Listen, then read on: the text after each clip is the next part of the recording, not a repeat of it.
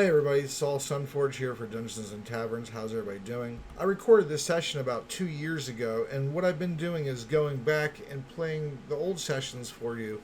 And there's enough new sessions that I'm also interjecting those into it, and eventually they'll all coincide and meet up, and then I'll put them in their right order. I just want you to be able to see where the party's been and where they're going, as well as my DM style too. It's changed over the years as well as I've got more programs, made more maps and things. This episode, I believe, happens right after the feast, where the party goes down after they apprehended Martin Lesuer. So they're going to go down there into the keep cells now, and they're going to go ahead and interrogate him. So let's go find out what happens next. Enjoy, and if you do, go ahead and hit that subscribe button. Thanks.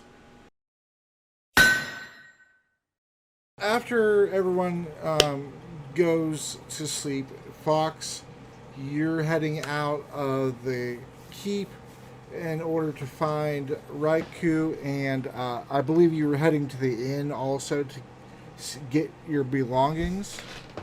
Yes, anyone that's left any belongings there. Did anybody? According to everyone, apparently no, but not like a Fox knows that. Right. I thought somebody did, but that's okay. And if that really is the case, then Fox might just go and get like the change and be like, we'll be checking out early because we fucking have that room for like a fucking week. Well, you had the room until the end of the weekend. It's actually Monday now. How the fuck is it Monday now? Because when you guys all exited the sewers and everything like that, and the coup and everything, and riding out, it was Sunday, and I mean, I guess it's still Sunday, but once everybody wakes up, it's gonna be Monday. But it's not Monday yet. No, because it's your turn first. Yeah, so it's not going to be. It's not like it's Monday now going into Tuesday. It's Sunday, about to be Monday after you finish your stuff. All right, solid. That's fine.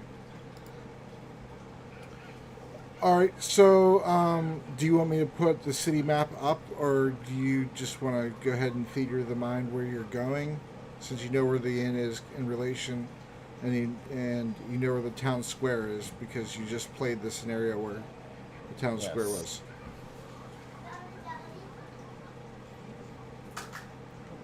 Yeah. Yes, you want me to put the map up, or yes, you're fine with theater of the mind? I'm okay with theater of the mind. All right. Okay. So you walk down the stairs, and to your left is the pathway to the inn, and then further along down the stairs, the path to your right is to the town square. Which one did you want to do first? He's gonna go ahead and go towards town square first. Okay. Try to find Raikou because a life is worth more than fucking possession. Mm-hmm. All right. So you go ahead and take the path to the right, and that path leads through 2 farms on each side of the road and some commoners' stables.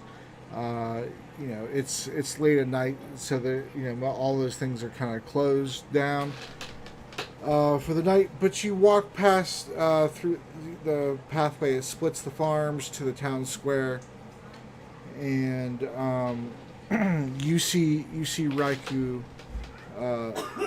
there, and let's see, O'Connell and everybody else left already, correct? Yes. The town square, and you see that there's like 4 people standing around, but it's definitely not as big of a crowd as you thought there would be for the considering the events that had just happened. But you could tell immediately, since the crowd is so sparse, that Raikou is not there.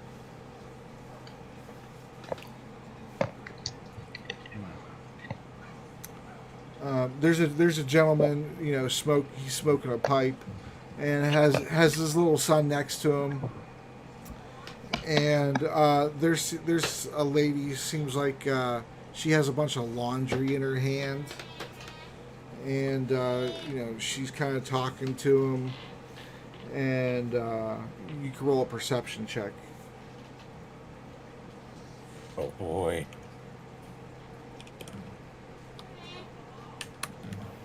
10. Okay, yeah. Since it's late at night, there isn't really any other background noises too much going on in the town. That should be fine. And you're close enough in proximity. You can hear. So the lady, she asked the guy, Do you think what we just saw? What do you think about that? Do you think the king is going to be okay?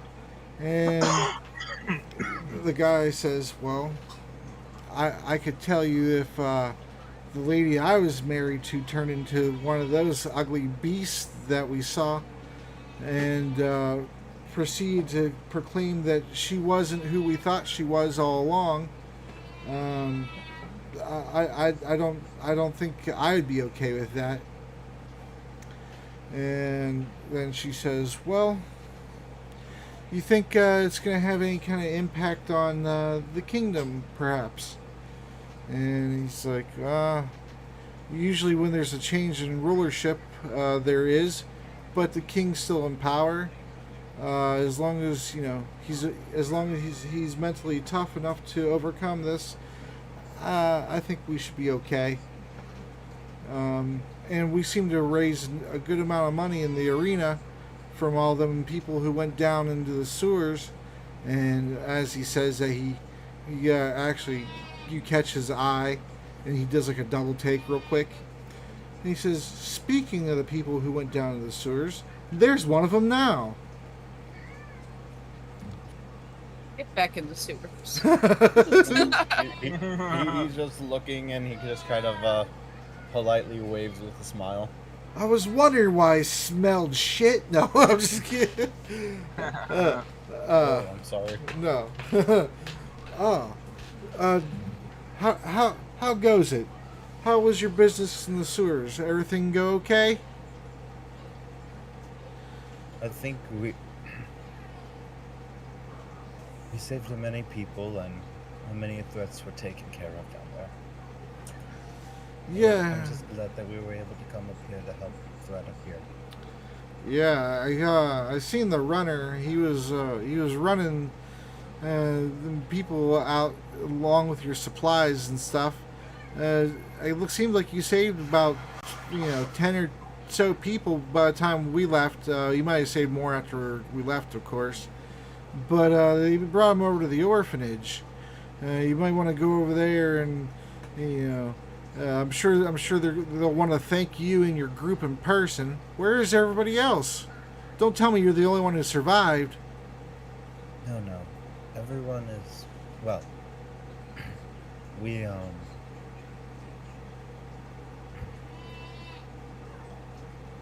are resting. Or the rest of them are resting. Ah. Okay. Yeah. After all that business, I'd imagine you'd want to for a week, if you can. Well, we'll see. Well, as long as everyone's okay, that's all that's important, right, friends? Was there a broadcast that happened near here? Oh yeah, you mean what happened in the castle? Yes. Yeah, that he kind of does air quotes, the queen and the princess turning into those ugly warty covered beasts. Yeah, we saw that. There was a lot more of us though, but I mean, once it ended, everyone kind of left. It's late at night too. Where was the broadcaster? The broadcaster? Yes. What do they look like? I didn't know there was a bra. I don't know. It just kind of like was there. I thought maybe somebody from in the castle was doing it. No, there was should have been a woman.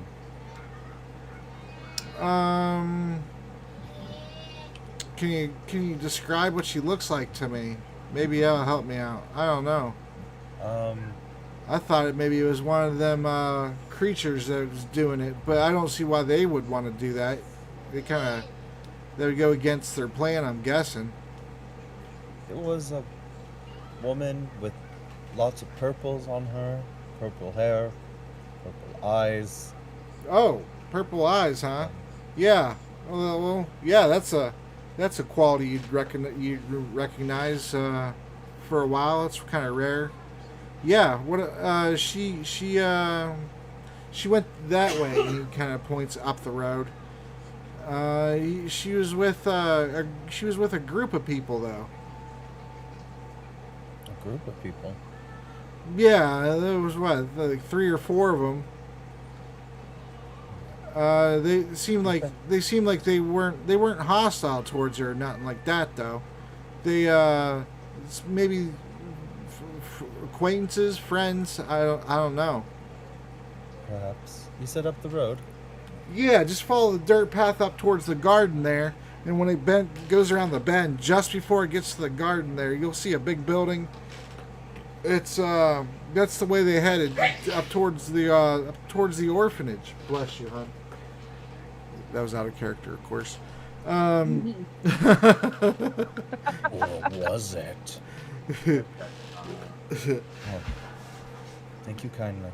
Just then, a priest comes by out of nowhere. Bless you, hon. Yeah. But yeah, she headed up there with her group of friends, and they headed towards the orphanage over there. One of oh, that's right.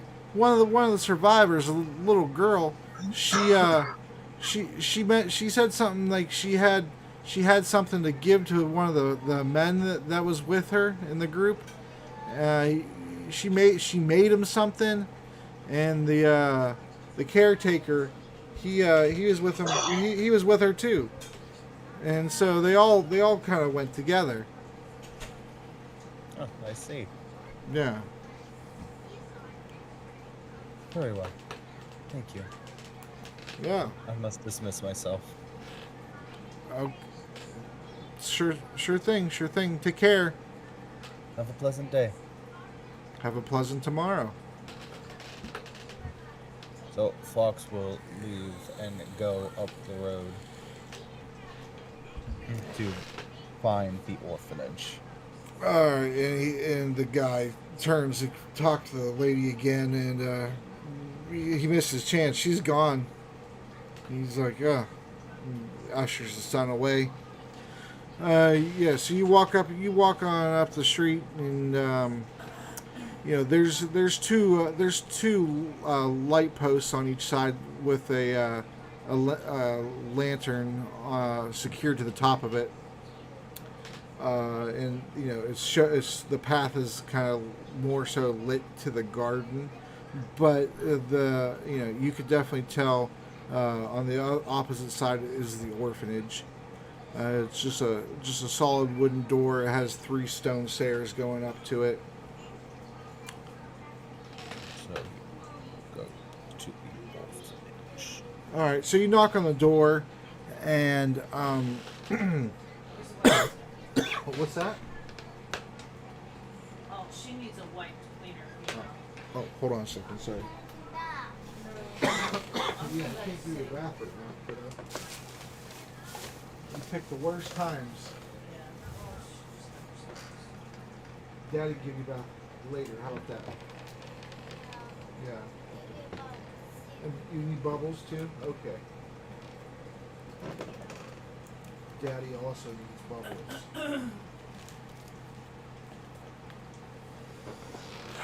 I don't have any of her wipes over here. I thought I did, but I suppose I don't. Okay. All right. So, yeah. So you knock on the door of the orphanage, and after a while, you hear a man's voice. Just a minute.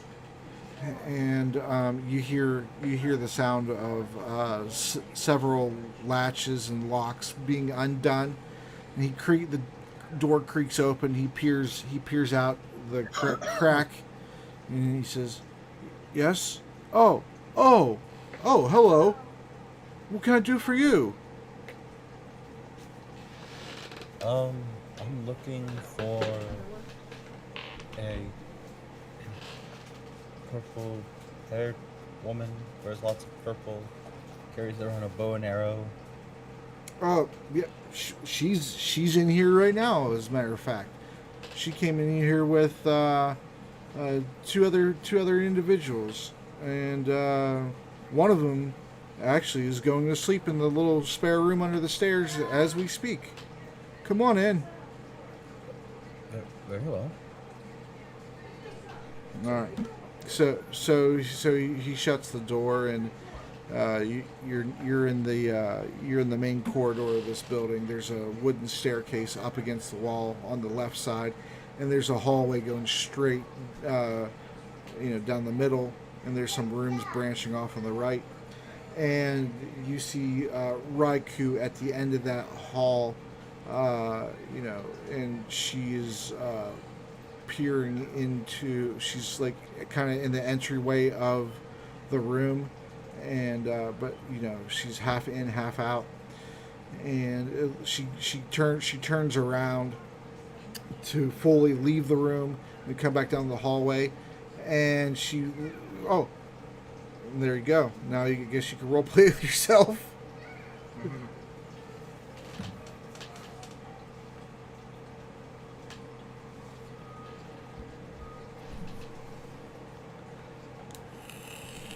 You can do it. You have a lot of practice by now.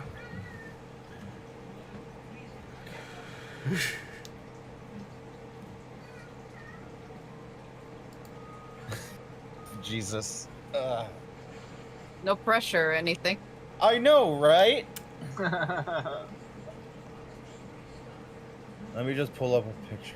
There we go. I have people messaging me incessantly right now. Tell them that they're gay and, you're playing D&D. Maiku,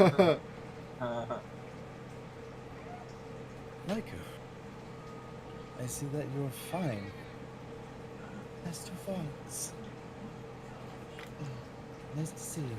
I see that everything went fine in the castle. Yes, and I hope that you had no trouble down here. She takes a deep breath and grits her teeth. Everything was taken care of. There was no problems down here. Completely overlooking the fact that she literally almost died! The owner of the orphanage said that you came in here with other people?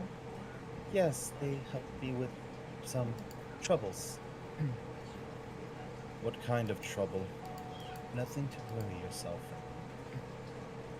And something to be talked about later, after you get rest. Well, if they were to help you, I would like to meet them, to thank them myself.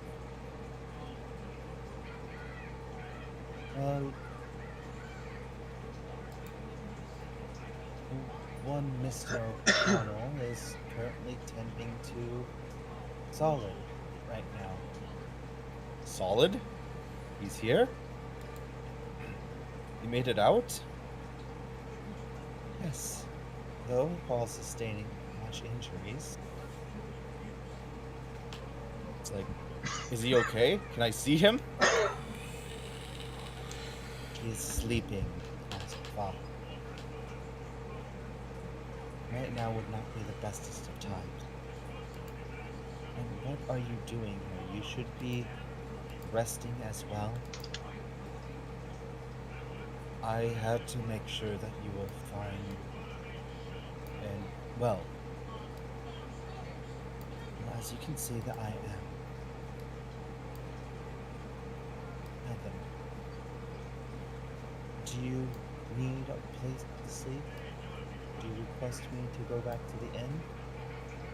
Actually, the king has set us up with rooms at the castle.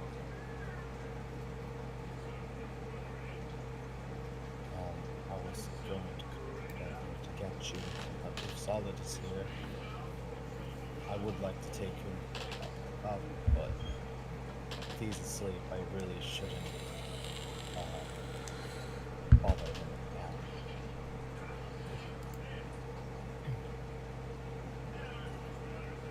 now. I will stay here, and when Master Solid is recovered enough to move, I will escort him to the castle. Very well.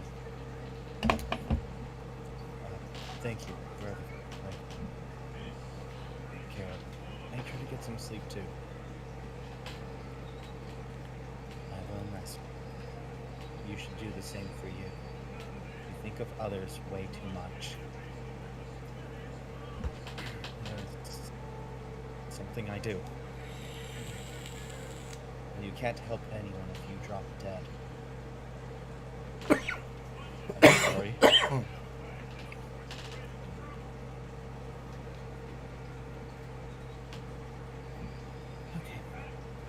Well, if that will be all, may I be dismissed? Of course.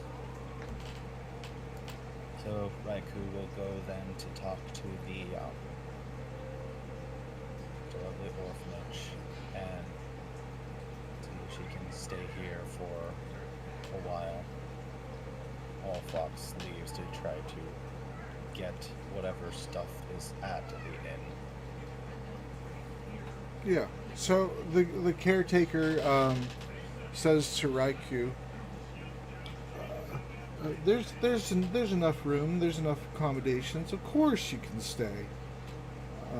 Welcome to my life. Thank you for the follow.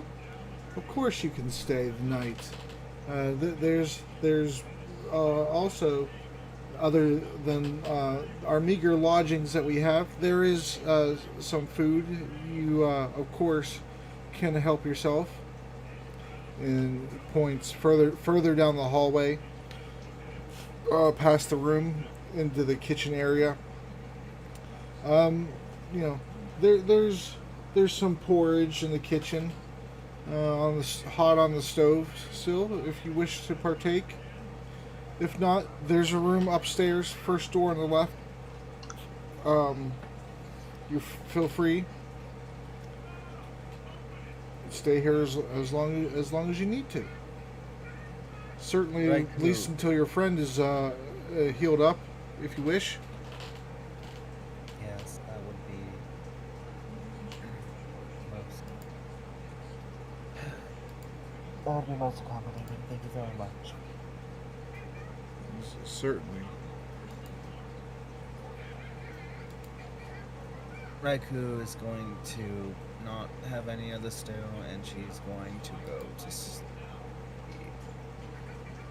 Okay. So Raikou goes to sleep. So Fox continues on back up the main road, and thanks for the lemon, Solid. Hey, what's up, Killets? I'm alright, man. Been busy with work, and when I'm not working, work. And then coming up after this weekend, if I'm not working, I'll be doing schoolwork with Callie. So working. Nice. Hopefully you're doing alright, man. By the way, congratulations on being page. What's that? Congratulations on being on front page. Oh, You're yeah. on front page. Oh, yeah, I am. Eee. Thank you, D-Live. Quick, He laughs like, nerds. yeah. They're like, the most nerdy thing possible. Quick, give him a host. Let's go. This will surely get people excited.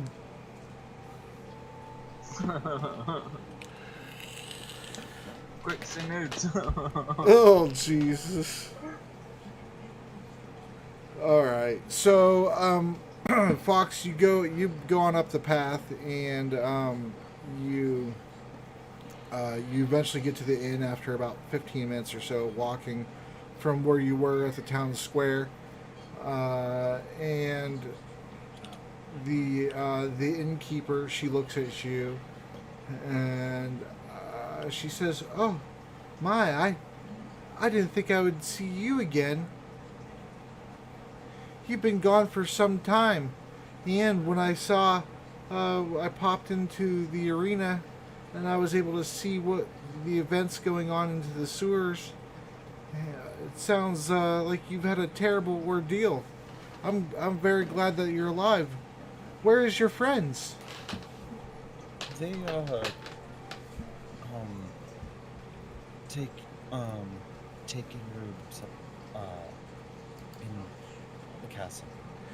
Whoa, in the castle. Must be some higher up important people then. Should I be addressing you as Lord? No, of course not.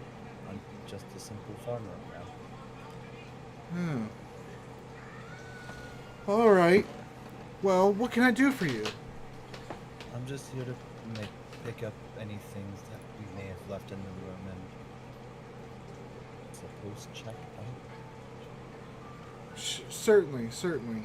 Well, the room is as you left it, minus the beds have been made, and the table has been tidied up, and the chairs and things. But other than that, anything that you had left in the room is still there. Feel free to go on up, and then when you're done, just come down here and give me the room key, and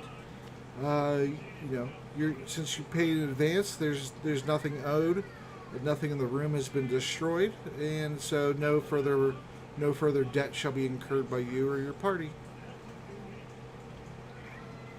Very well. Thank you for your hospitality. It's been my pleasure, really, but I can't say that you spent more time out of the room than in it. Yeah.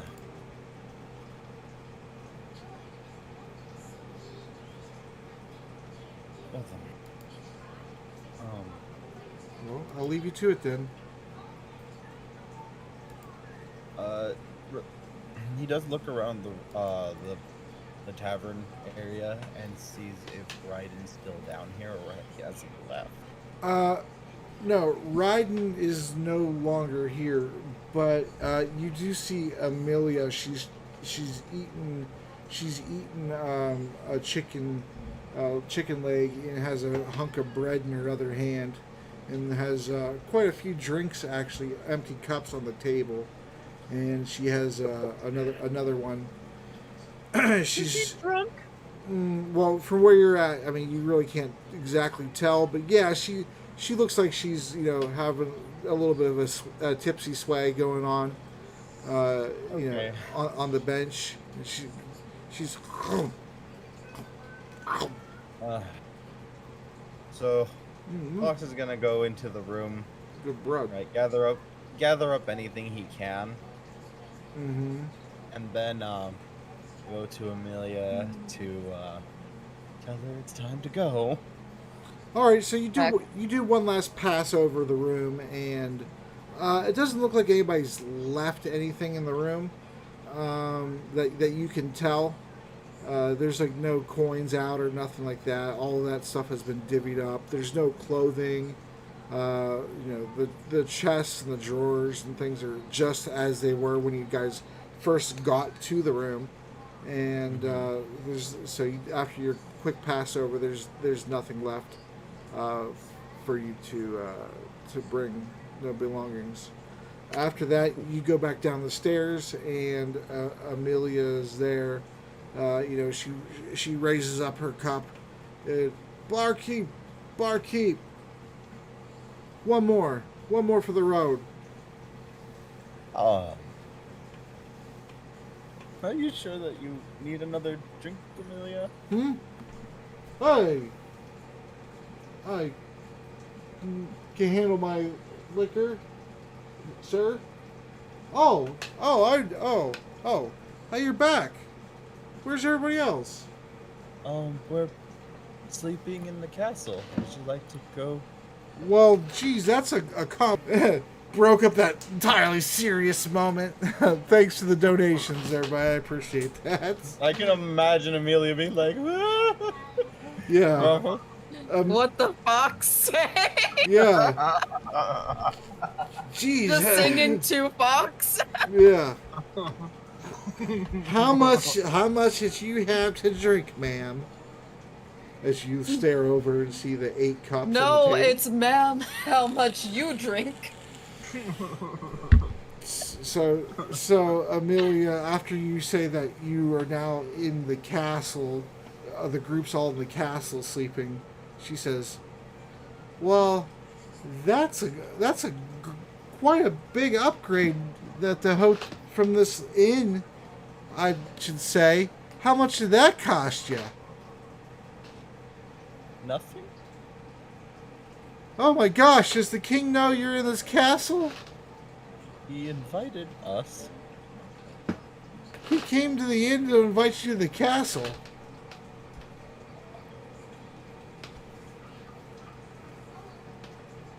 Would you like to go sleep in one of the castle beds, Amelia?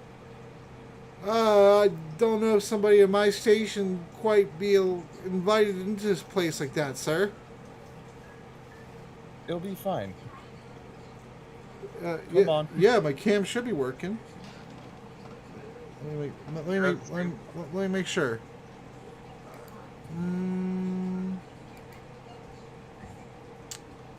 Refresh camera. Yeah, it was frozen for some reason. Oh. Stop that. Refresh camera. It's my USB ports. My USB ports are all loose and crap. Come on. Let's try this other one. There we go. Should be good to go. So you mean I did the whole song and dance and no one even saw it? Jesus Christ. Alright, I'm sorry about that. Maybe somebody else will donate it in the future. You'll get to see it. Right on cue! That wasn't meant for that to happen. I appreciate it. I didn't know my camera was frozen. Because, trying to... There we go. Yep. No problem. Oh, gosh.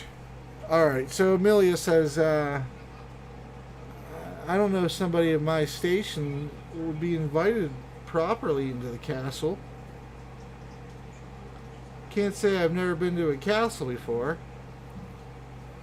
It'll be fine. Come on. Alright. Where'd your buddy go? Maybe not your buddy. The guy I was drinking with. The other guy's buddy. The guy who had the wife that went kaput. I'm not sure. Huh. He kind of... I don't know. When did he leave? Yeah, a few hours ago.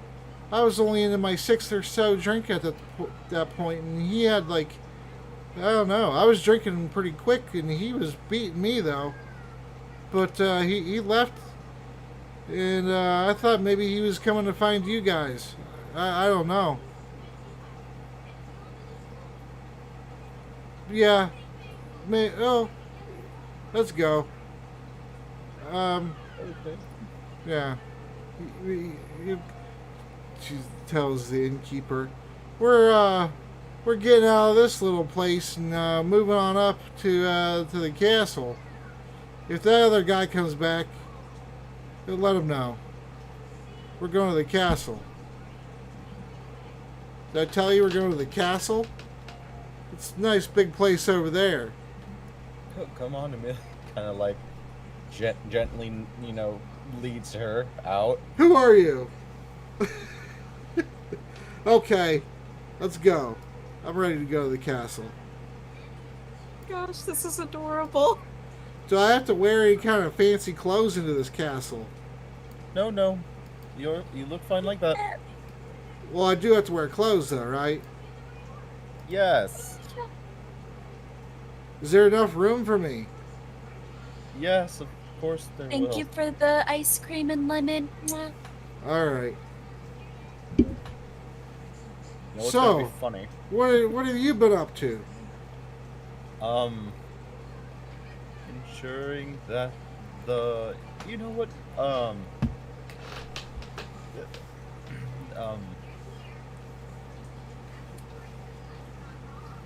demon killing? Demon killing. Where's that ass grab guy? Asgrim, I believe, is asleep right now. Yeah. Oh, okay. Well, I don't want to wake up ass grab. That would probably not be a good idea. You guys all been through some stuff, huh? She's saying all this as you guys are walking, obviously. Mm-hmm. Or she's trying to walk. She's kind of more like leaning on you. That's fine. Yes, it's been a very large ordeal. Is there anything to drink in this castle? Amelia, are you an alcoholic? I don't know. I don't think so. I don't remember much, remember? I lost my memory. Oh, you're right. Perhaps there will be something for you to drink there if you. I suppose I could have been an alcoholic. I don't know. It tastes good, though. I'm sure there'll be something to your liking when you get to the castle. It tastes good once it hits your lips. Alright. Well, alright, let's get up the stairs here. There's Fox is going. There's a lot of stairs. There's 3 stairs. Take it slow.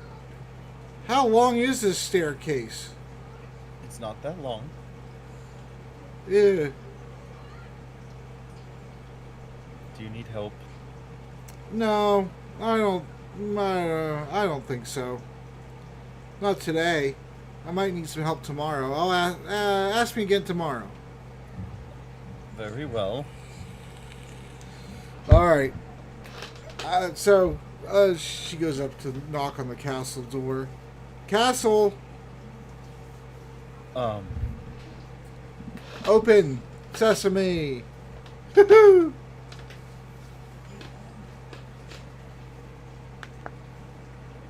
Can we just walk in? To the castle, and once one of the guards inside, he looks through the gate. He's like, "Oh, you're back, huh? Who's this with you?" Yep. Hey, one of our companions. Hello. Can we come in now? You have drinks? You have a bed? Preferably drinks within the bed. But I'm not picky. I could do both at the same time. She's quite inebriated. You don't say. Alright, well, get in here, I guess.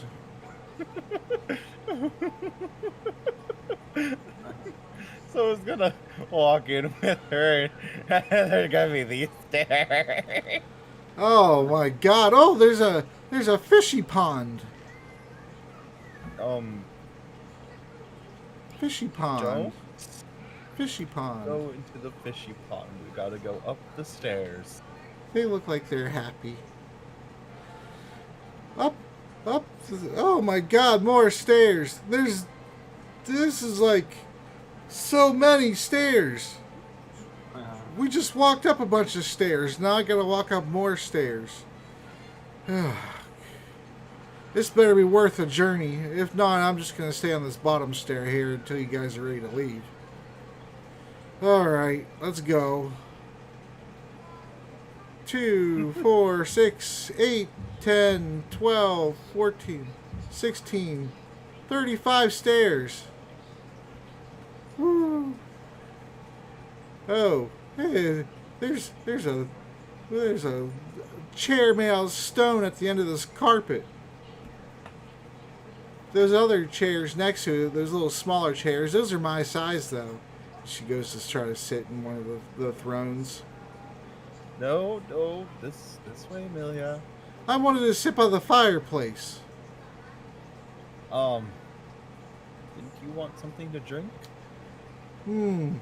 If I could bring it by the fireplace. But what about a bed? Aren't you tired? I can't go to sleep until I have my drink, and I want to have my drink by the fireplace. The king is very busy. We shouldn't bother him right now. Okay. So, where do we go from Stairs. here? More stairs. Jesus, this place is built on a staircase. It is a castle, so it is pretty big. Stairs. Let's go. Fox will first take. She goes up the one. She goes up the one set of stairs and goes, and without skipping a beat, goes down the other pair of stairs. Woo! Wow. That was a staircase leading into a staircase. I told you this building's just stairs.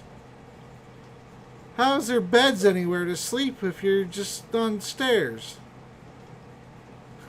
Why don't you take a seat and I'll find you something to drink? Okay. That seems like a... She falls down and...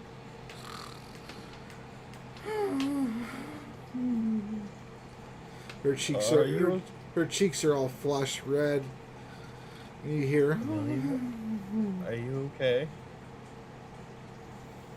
I'm sleeping here. It's comfortable. Helps her try to get her into an actual fucking chair.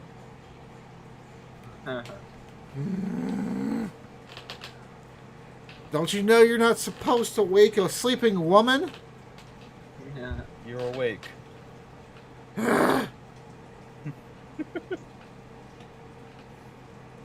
Got my drink yet? So are there any drinks in the dining hall that the guards just were raiding when they were here? There's some very warm half a glass of something. Smells faintly of alcohol. Definitely room temperature.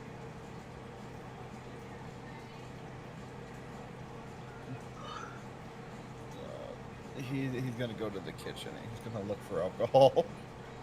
Alright. You go down to the kitchen, and at this point, some of the servants have been filing back into this place, where previously they were not there. After the commotion of the fight died down, and the corpses were taken away, the floor was washed of blood. There's a female down there, and what the hell was that? I don't know. So she looks. Hello. Can I help you? I'm looking for a very. Looks back at the dining hall. Watered down wine. Watered down wine, huh?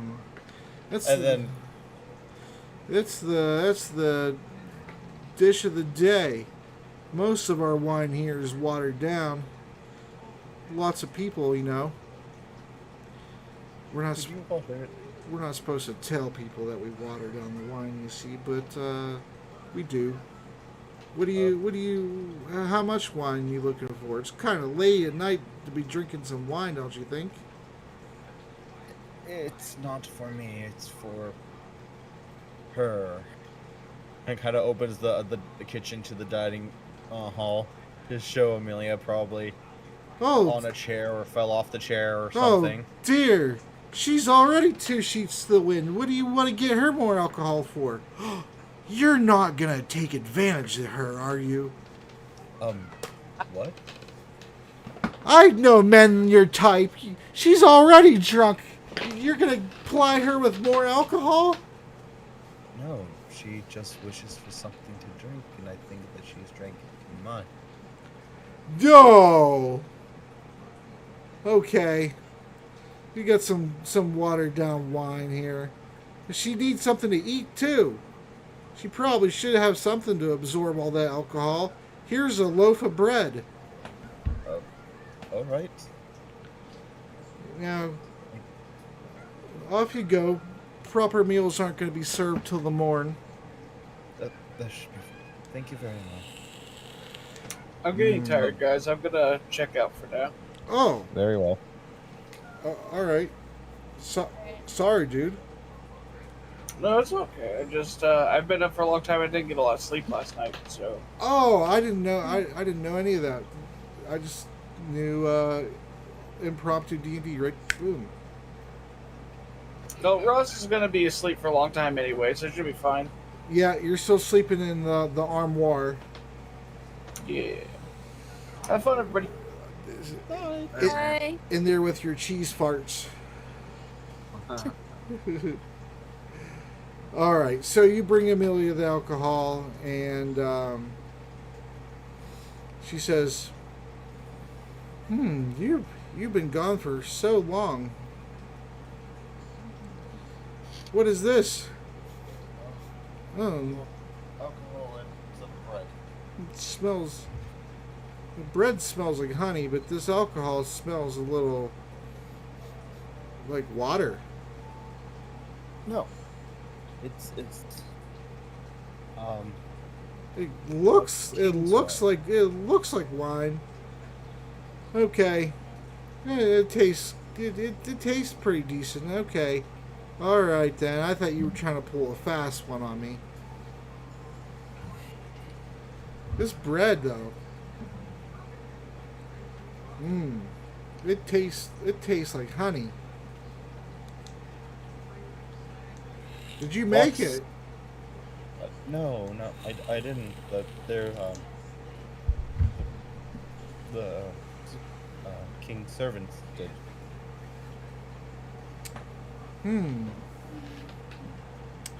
Okay.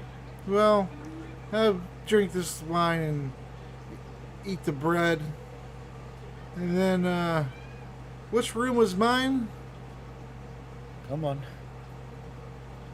He's gonna put her in the first room that can find without a person in it. Alright. You know the room that the doctor's in, 'cause you spoke to her before you left. The first room would be Roz Choppa's room, since he is in the armoire. Well, Fox would have no idea. Fox did talk to him, so He talked to him, but Roz didn't state that he was going to be in the armoire until he was actually in the room and stated that he was going to be in the armoire. well, either way. He's going to wake up and there's going to be a woman in the bed. Nope, because he said that he made it look like somebody was in the bed. Oh, yeah. Okay. So he would peek in, see that, and then just close the door and then go to the next room. All right. You don't like slapstick humor, I see. Okay. All right. So you go to the next room. and it's the one adjoining the room with the men who were previously tied up. They're no longer.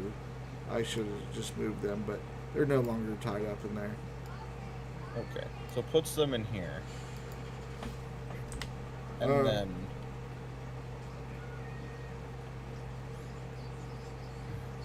And after that, then trying to put her to bed. Like, sit down, make sure you get nice sleep. Have a good night, Amelia. Amelia doesn't try anything, does she? No, she wouldn't try anything. Okay.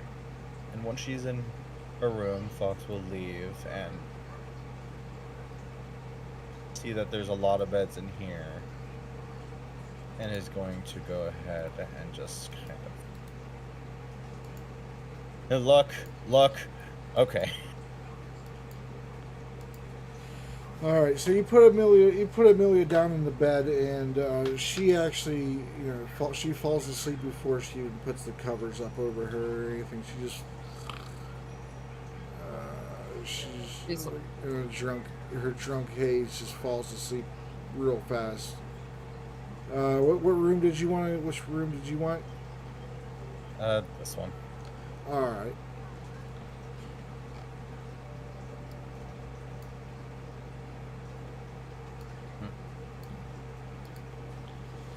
All right, so you head into the room. It's just a basic room. There's like a 3-foot tall dresser up against the wall. The bed looks like it's freshly made. There isn't a speck of dust anywhere. There's a chest that sitting at the end of the bed on the floor that you actually have to kind of, if you were to walk around the bed, you would have to kind of squeeze to get through. And there's a candle on the a lit candle up on the dresser. It casts a dim light, a flickering dim light into the room. What would you like to do? He will take off his boots, sit on the bed, think about everything that's happened, and slowly lay down.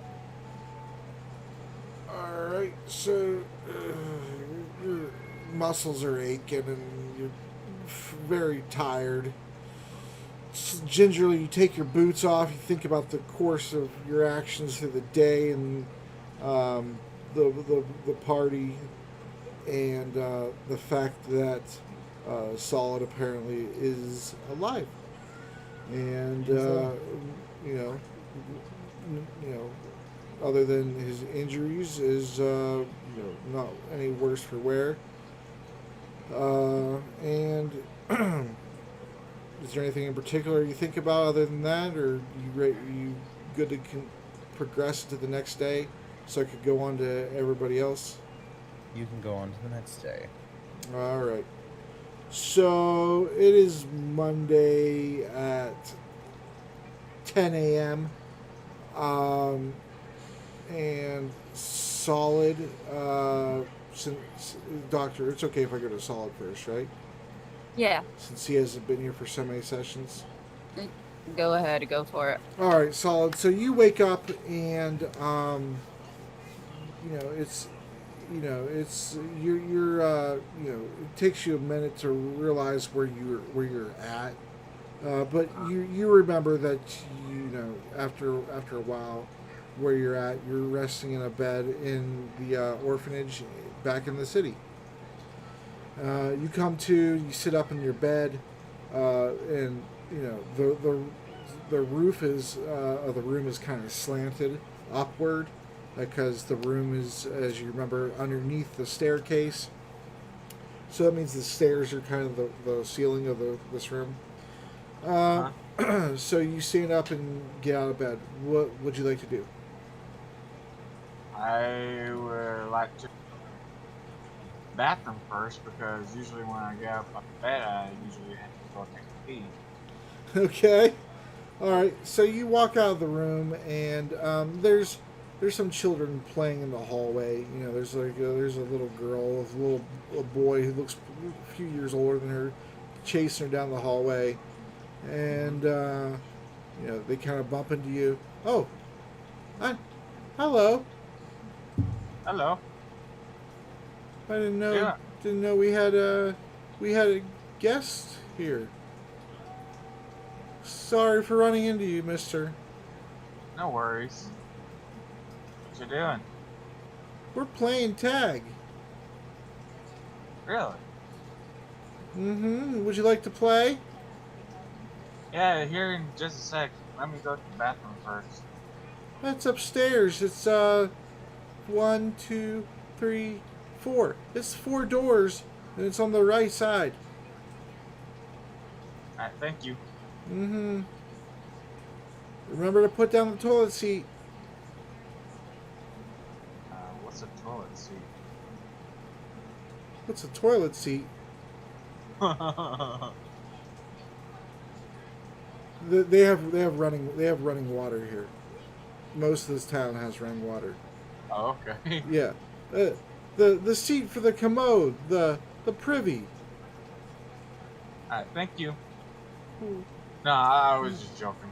It's fine. Like- It's fine. Like I didn't know. Like, is this like a prehistoric place where there's no toilets? No. Some of these no. In this campaign, some of the towns have toilets. Some of the towns have running water. Some of the towns have, like, you know, weaponry that's like automatic guns or semi-automatic guns. Some places will have grenades. You know, Yeah. some places will have the beginnings of electricity. All right. Give you a quick rundown. There you go.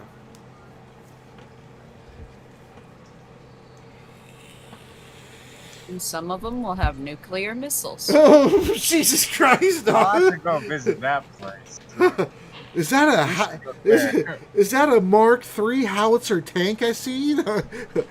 Oh. Jeez, these archers ain't gonna be able to do shit to that. This is definitely my tank. I drive it everywhere. This is my, vehicle to pick up groceries. No, but chamber pots still had seats too.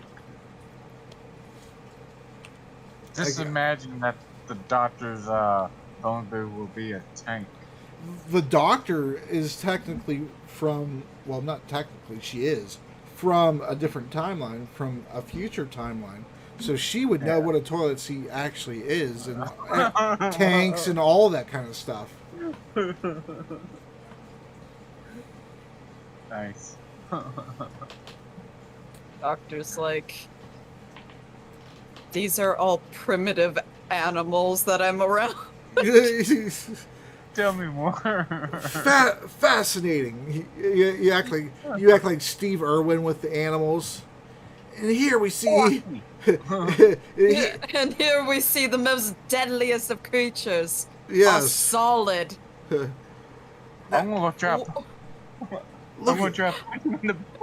Look at. I'm gonna go poke him with a stick.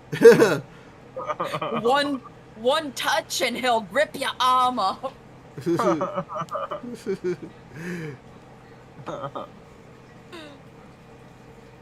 Quacking me off.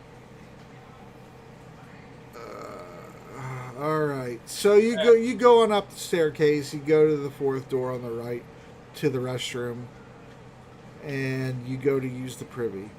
And after you do your business, you know, I don't know if you're the type to wash your hands after you go to the bathroom, but there's a basin there to wash your hands, and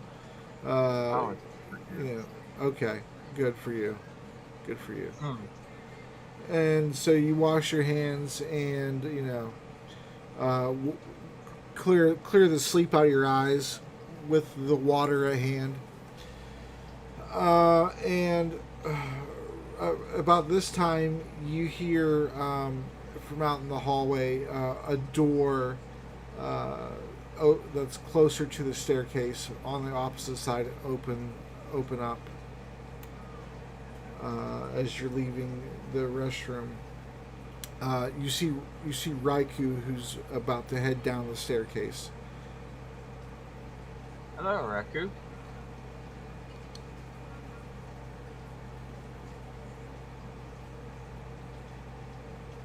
Good morning, Hi. Master Sala. How are you doing?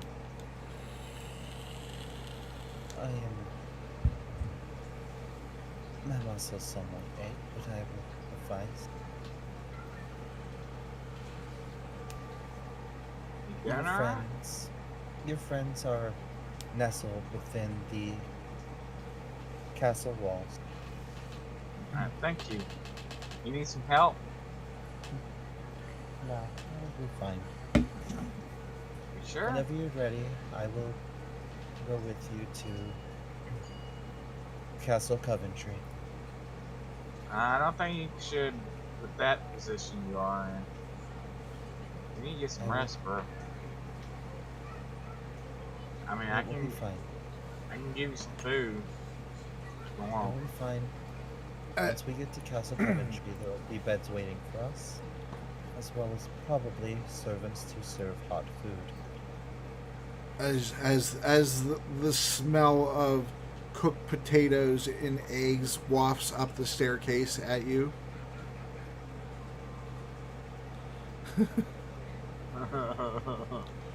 I mean, sure you don't want the food down here? I will Sounds be good. fine. The children need it more than we do. They're already poor as is. We shouldn't take from them. Yeah, I agree.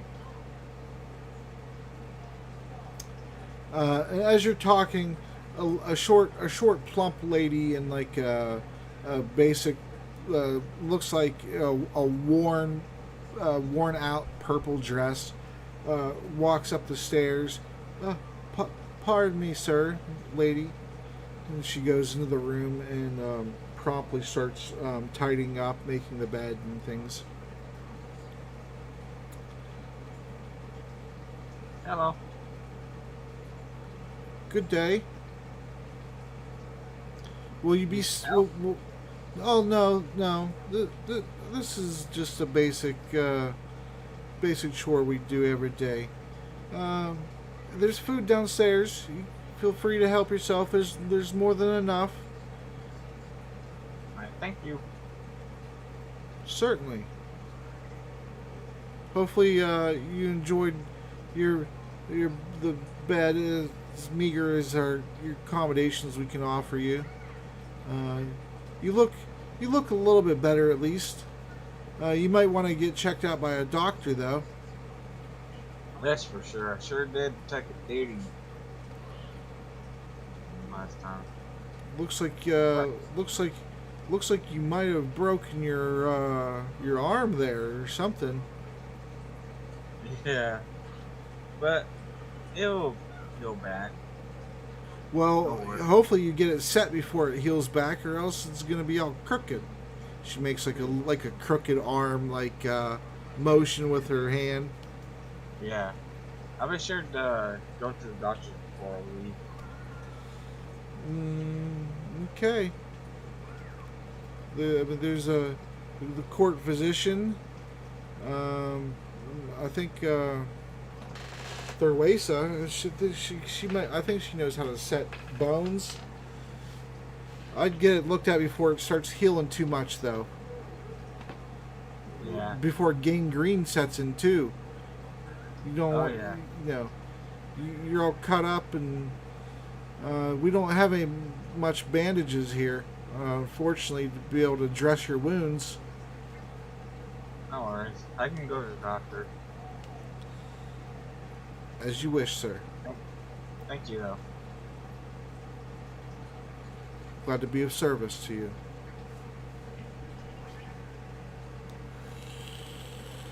Have a good day.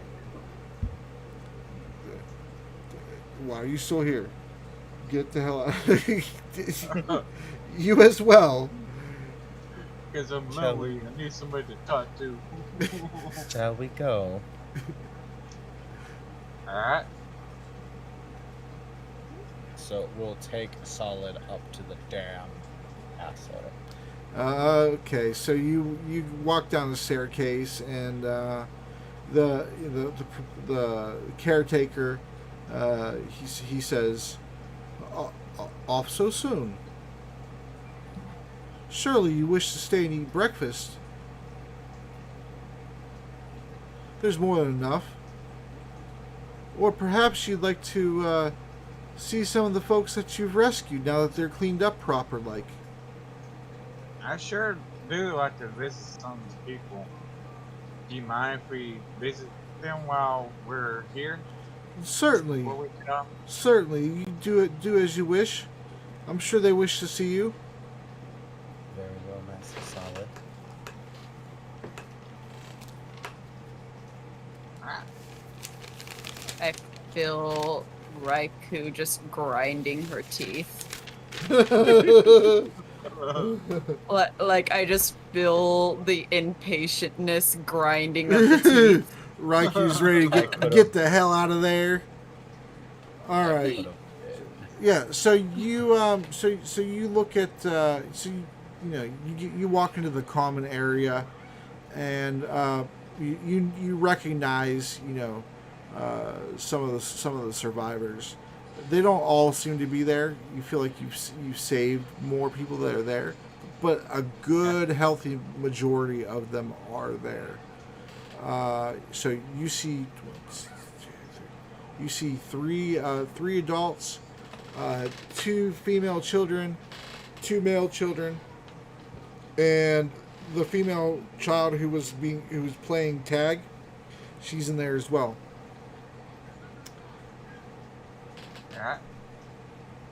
And So, of course, the little girl who Padilla, the one who made you the stuffed bear. yep, still got it. Mm-hmm. And she sees you, and she says, "Master Solid, Hello there. hi. How was your sleep?" That was good. Thanks to this teddy over there who helped me with my nightmares. Oh dear, what are your nightmares? Losing this teddy bear. Oh, well, that's good. I mean, it's not good that you're having nightmares on losing the teddy bear, but it's good that teddy bear is there to keep you from having nightmares about losing the teddy bear that I just gave you. I love it. Thank you very much. It's no problem. I can make another one if you want. This one will be better. Well, this one's already better.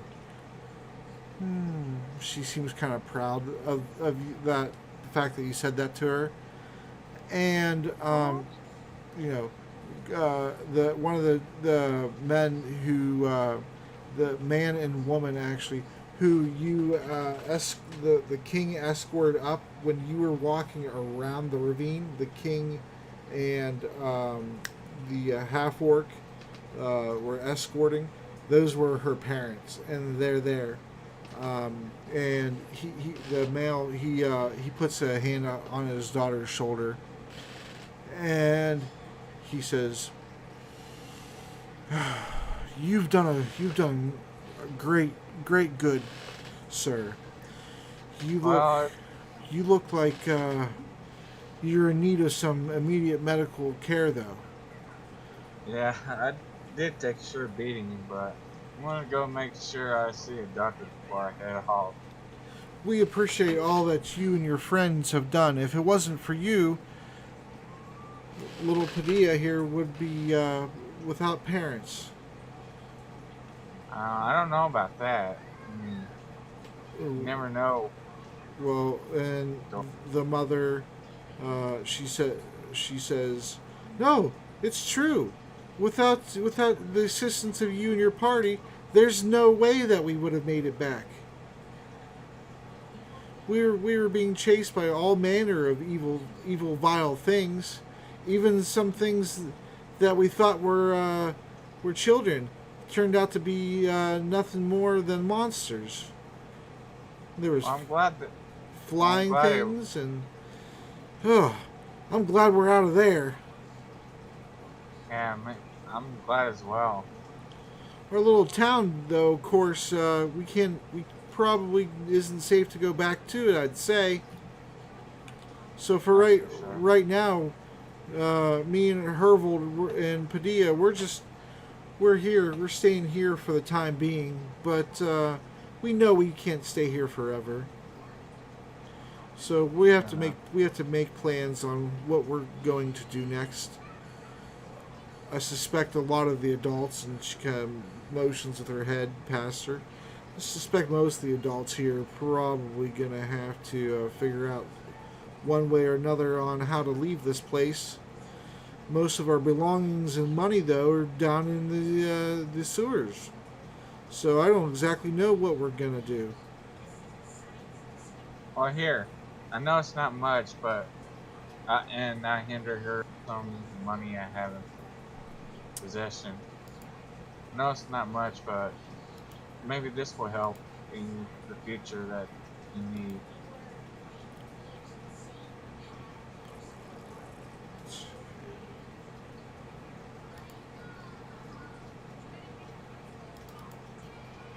I'm pulling up your character sheet here. That's why I'm not saying nothing yet. All right, so you have 400 copper, 152 silver, 5 gold, and 21 pieces of platinum. What are you handing them? I hand them about 60 gold. Okay, 60 gold. So that's just 6 platinum. Then I'll just do that because it's easier. Is that cool? 'Cause Yeah. it's the same amount. It transfers to the same amount.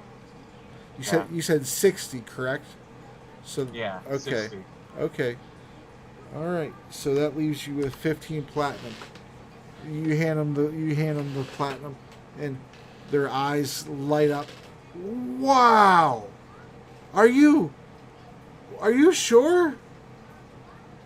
Yeah, no worries. Y'all need it more than I do.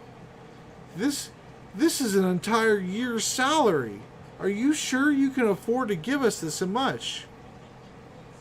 I'm really sure. Oh my gosh, your generosity. You guys all help save us and then you give us this? We've never known such charity. Well, y'all been through hell. Whispering do. Truly we have. But again, point to your injuries.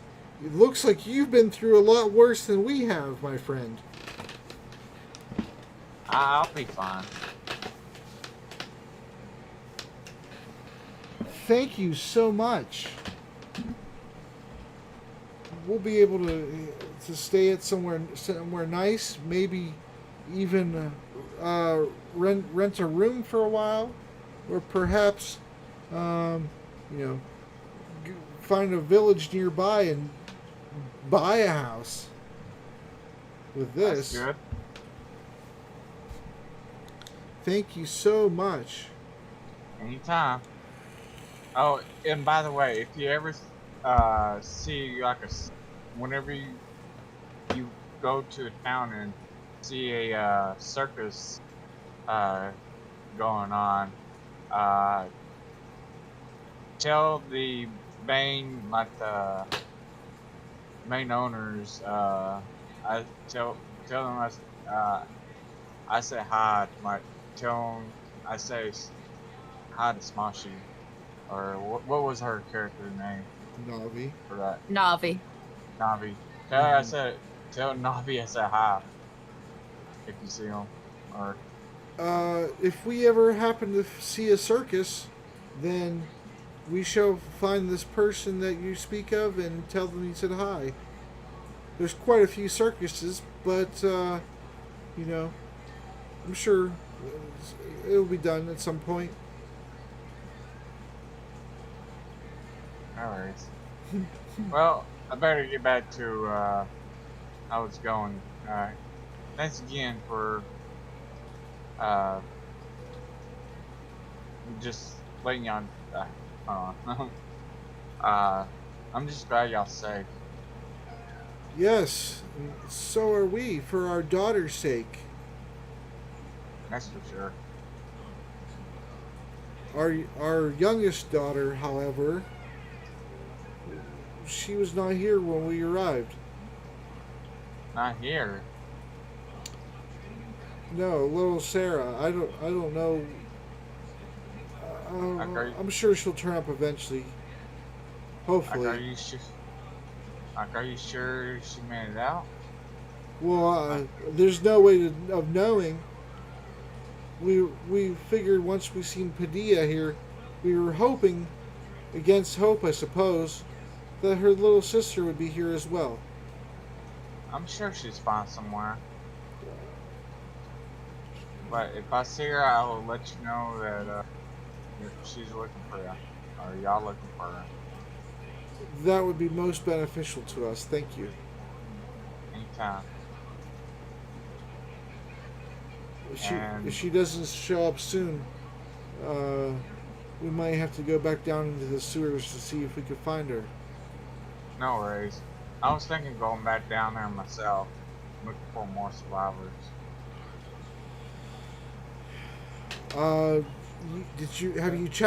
Have you checked the town yet itself? Not yet. I just got here and apparently I passed out. No, the town in the sewers. When you went down into the sewers, did you go to the town? I don't think so. Bunch of tents? No? I don't think As so. far as we were able to see, there was no one there but a very invasive clown.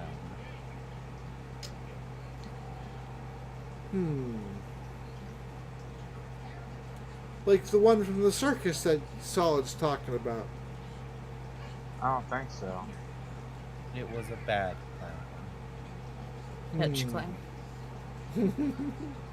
Bad time. Because it It was was- Raikou who actually saw the clown from the other side with Mm. all the tents and everything.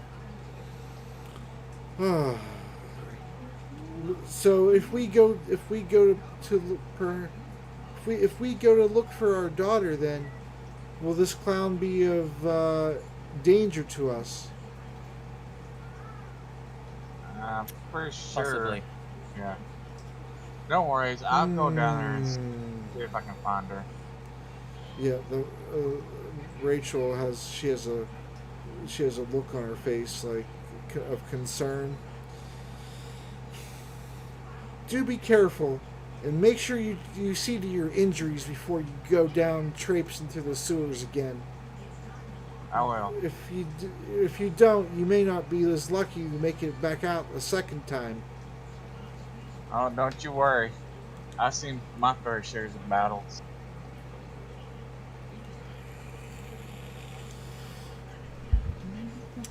Very well. Thank you again. Anytime.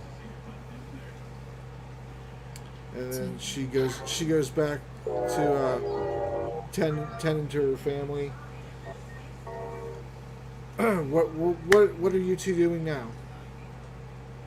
Well, I discussed, who's with me? Raikou. Raikou. Yeah, that's great. I discussed Raku. We need to go back in. There are some things that you must know before we do. But not to be talked about here amongst children. Alright.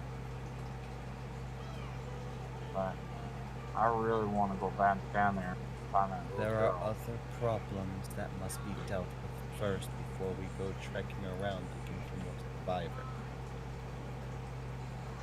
But Do you that little, understand, Master Solid?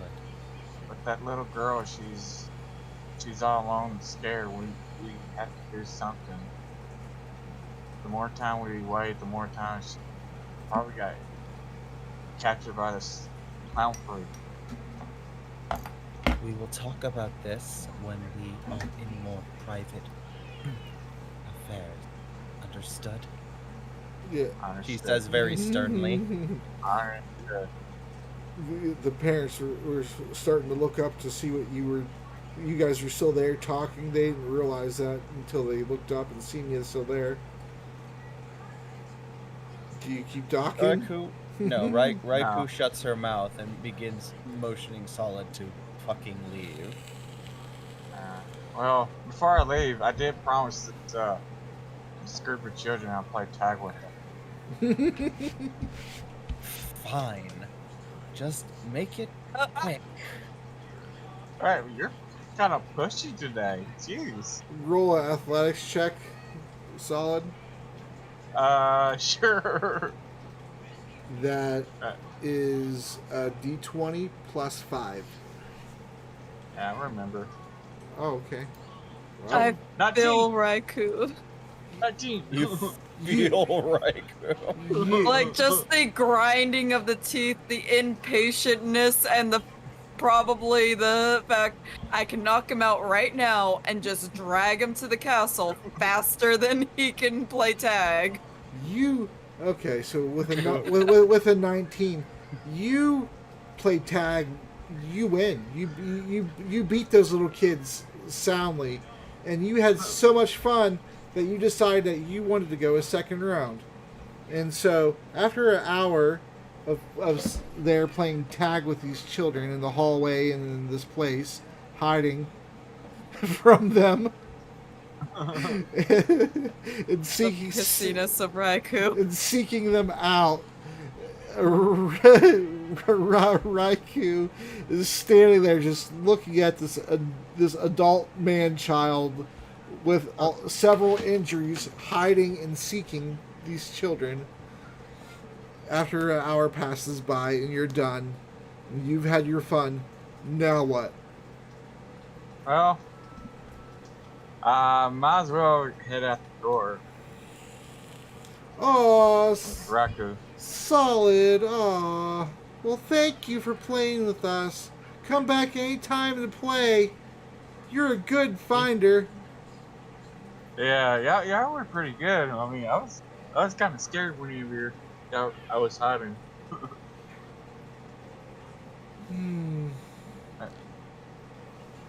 Don't forget to hold your teddy bear when you get scared. I will. This thing, appreciated for giving me it. Take care of yourselves. Alright, bye. Bye. Alright. Alright, so is there any role play as you head back to the castle? Not currently. So Raikou gives you the silent treatment as she can't believe how long that you played tag with these children, or that you did in the first place at all. But you guys get to the castle, and one of the guards is there, and he says, "Halt! I don't believe I've seen you two before. What's your business?" This is Master Solid, companion with the group of adventurers that ventured down into the sewers with the king, as am I.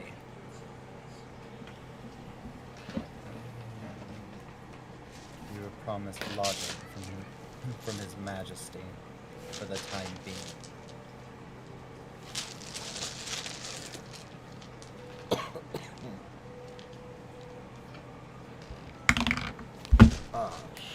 Now then, I have not had a very good night, so you can step aside, Oh, or you can go, or you can bother your king for such a trivial thing. Yeah, I'm sorry, sir. She's a little bit cranky. I'm pretty sure she's on the, you know.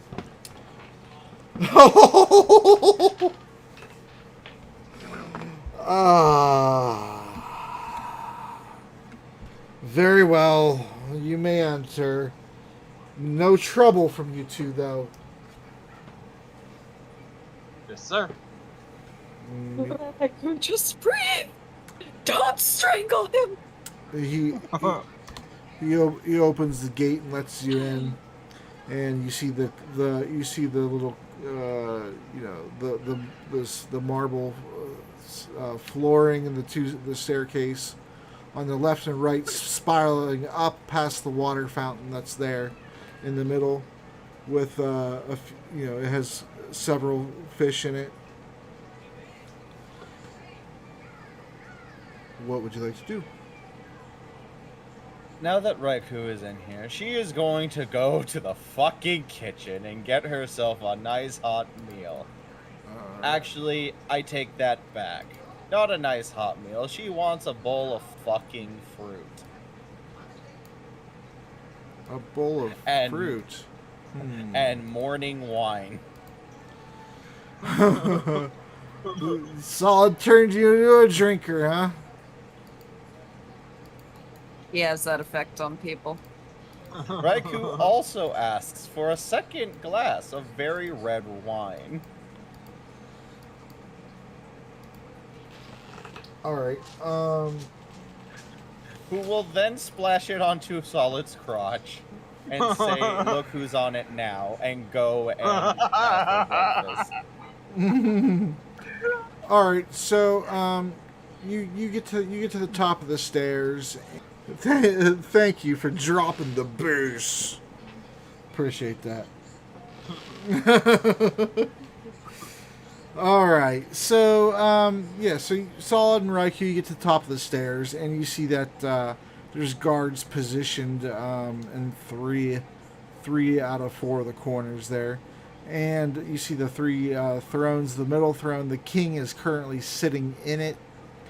And then Doctor, you wake up and Fox, you also you were up a little bit longer than the Doctor, but she was also more fatigued than you.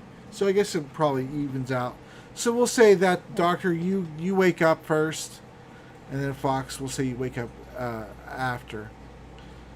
What would you like to do, Doctor? You sit up kind of slowly, a little bit gingerly out of the bed. You were pretty tired, pretty out of it, but you do remember that you had a conversation with Fox, and you do remember that you cried. You may not necessarily remember exactly everything because you were pretty damn tired, but you're well rested now. Your hit points are full, your spells are back. And, Though there is one thing. What's that? She still has 1 level of exhaustion. Yeah, I know. She still has 1. Yeah. Yeah. When you have a long rest, you only lose 1 level of your exhaustion. So that's why I explained how she got up the way I did. So you're up out of the bed. What would you like to do? My head.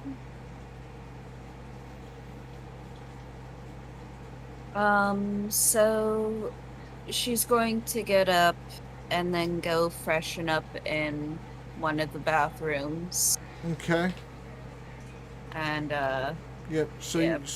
you go into the garderobe, and there's steaming water there. It's like it starts out about 6 inches deep, but as you go deeper into the room, it's like about 3 feet deep. The floor is slanted downwards, and then there is some privies on the opposite side.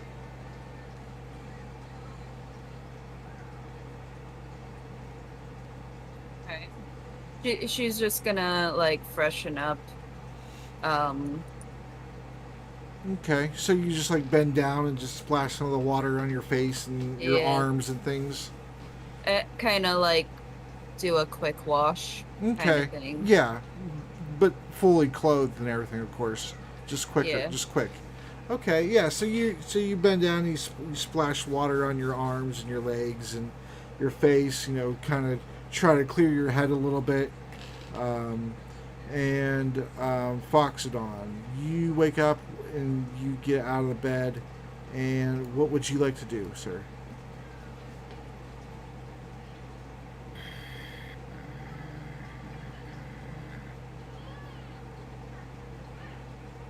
So What's up? So you walk you walk out of the room and make this crazy noise. Okay, so Fox is going to get up, Mm-hmm. and he remembers that there was a. What is this right here? Like this pool of water? Yeah, Just it's a bath? yes. It literally you walk into the room and it starts out flat, and then literally there's a there it goes down a gradual slope where there's water, and then it starts getting deeper up against the wall. And it's steaming, it's heated, and that's where the nobles and the royalty that comes to visit and things. That's their bathroom. And since those are the rooms that you're in currently, that is de facto your guys' bathroom at the moment. Well, in that case, well, Foxagon's Don's gonna see if there's any like I don't know. Is there any towels or any things in here? Yeah, there's fresh towels up on the dresser. He's going to take the fresh towels and begin go to the privy to hopefully take a hot bath. Okay. Yeah, so you take one of the towels that's folded up, one of the 3 towels that's folded up on the dresser, and you head to the bathroom, to the privy, and as you're walking in, you see the doctor there. She's bending down and cupping the water in her hand, and just rubbing it on her arms and things. So if Foxodon sees the doctor bending down into the privy, he's just like, "I'm so sorry," and then he leaves. Okay. And so as you're washing off quickly, Doctor, you hear from behind you. You hear Foxodon, or a disembodied voice, if you prefer to play it the funny way, say, "Oh, I'm so sorry." And then the door closes. He just like looks and it's like, oh, what? Like she was gonna say something, but gone.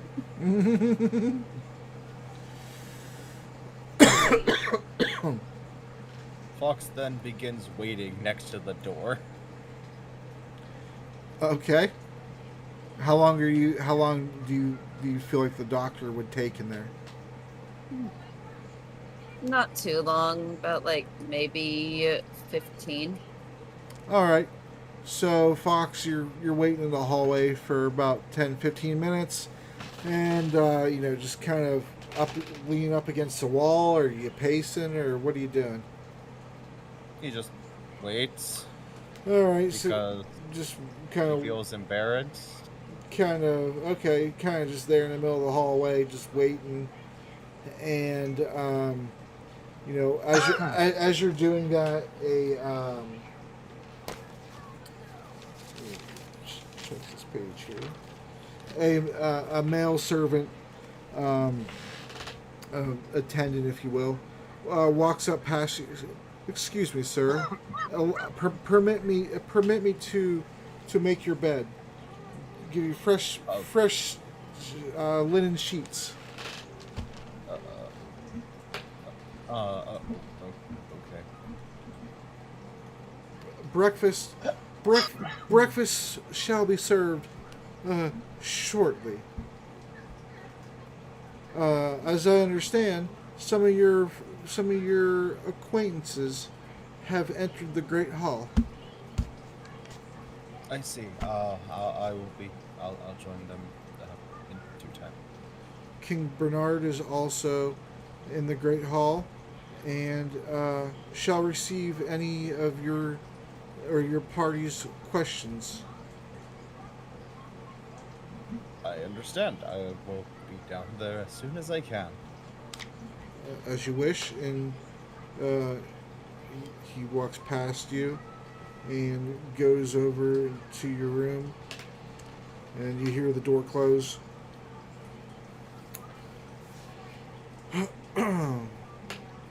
um.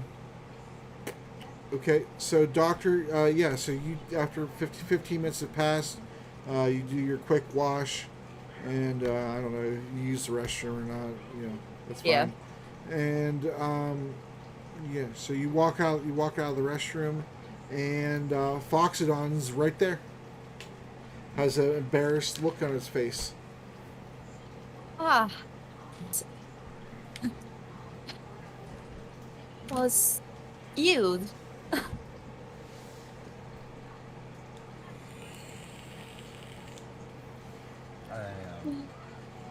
Yeah. It's all right. You didn't see anything. No, I did not.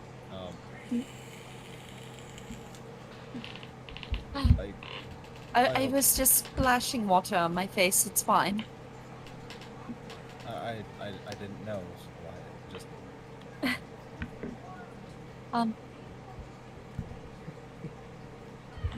I'll see you at breakfast. Yes. King Bernard's already downstairs, so Yeah. breakfast. So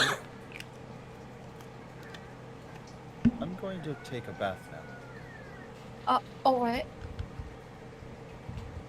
Did you have a good sleep, Doctor? Yes. Thank you for being Looks there. like you...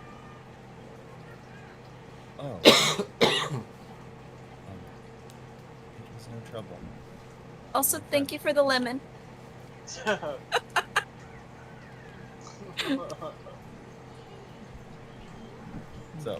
with that, Fox will nod and slink in. Yay! Awkward conversation is awkward.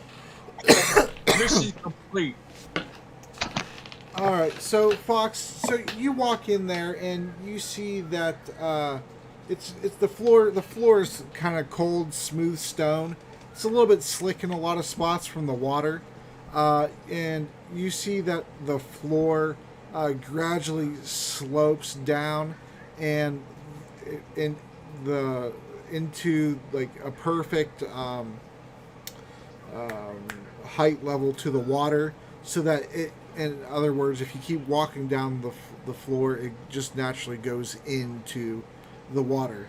No steps are needed because of how it's shaped.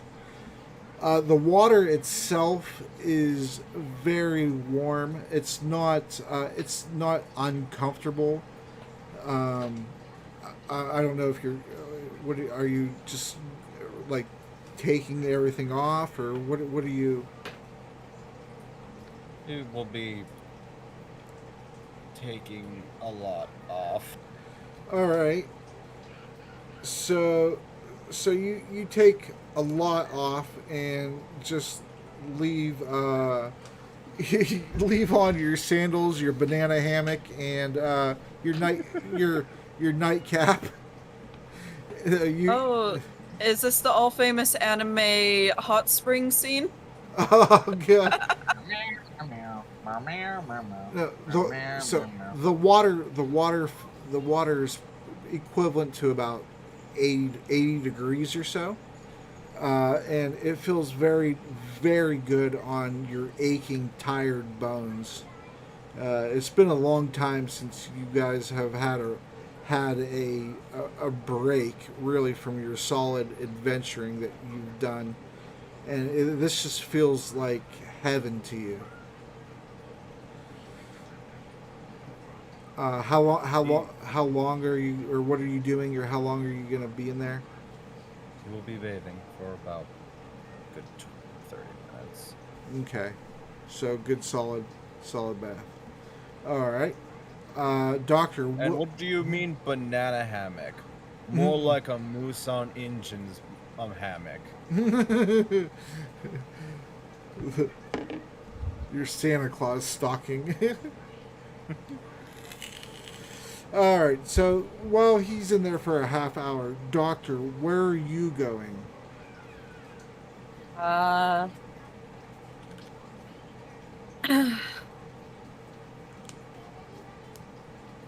She's gonna go where there's I guess breakfast.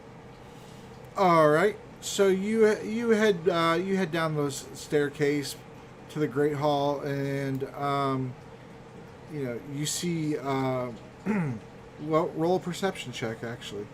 Well, no, you don't need to. Your passive is pretty high, so passively you don't even have to look for him. You see somebody that you have not seen for some time, in Raikou, and next to her, you see a very injured and banged up Solid, and they just walked up the spiral staircase and are now approaching the next set of stairs to get up to the Great Hall, even level.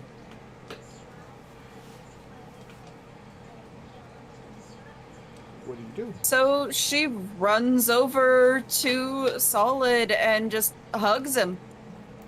All right. So as you gingerly make your way up the staircase, Solid, you and this slight lady doctor, you haven't seen her for some time. She comes and gives you a firm embrace. Ow. I'm sorry, but I haven't seen you in ever. Well. It's good to see you too. Do you want to look at that? I don't think you want to. You don't want me to look at your injuries and fix you up. The person called the doctor. Well, I don't think you want to take a look at these injuries. He has a cracked rib and a sprained ankle, and he shattered one of his balls. No, I'm just kidding. Ow. No, but he does have the cracked ribs and a sprained ankle. I'm referring to the whenever Raku just showed that. Yeah. And his armor's all beat to hell, dented up and scraped, and his shield's bent a little.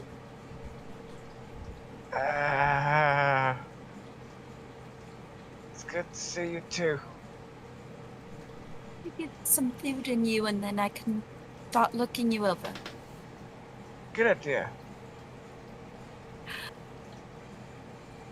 Also, it's good to see you too. Good to see you too as well. A little quick note. Stay the hell away from Raku. She got problems. Is looking awkwardly at Raikou, who's standing next to you. Yeah, Raiku's looking awkwardly at Solid. Is gingerly eating a bowl of fruit while also having morning wine.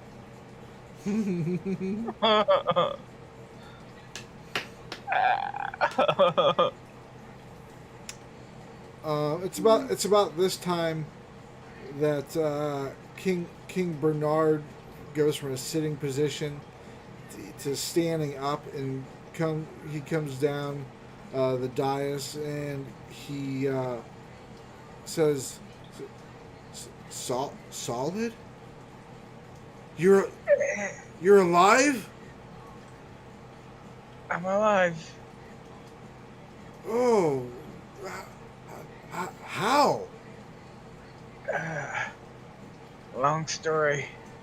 I seen you after you bull rushed that ogre. I seen you fall down into the ravine below with him." Well, tell you, it was nothing. You saved us. Yeah, well, it was nothing. You. You had to do that? Really? Hmm? I was joking. I was joking. You About. didn't have. Ow. Ow. I'm referring to Raku, Mike. Oh. Oh, okay. I wasn't sure for a moment. Okay. He says,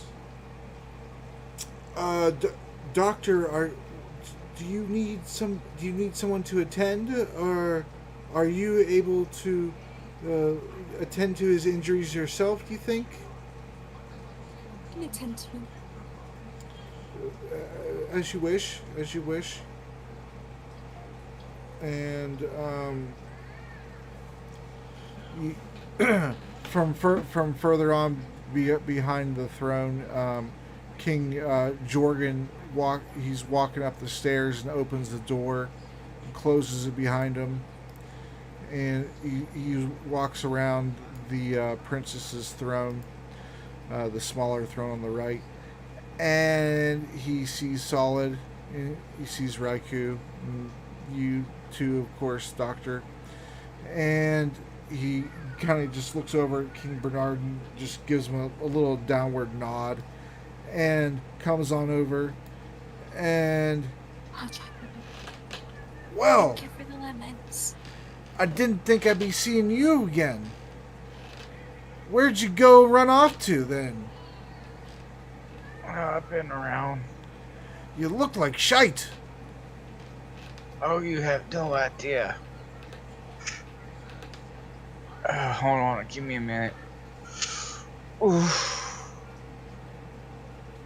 Oof. What happened to Okay. ye? Hold on.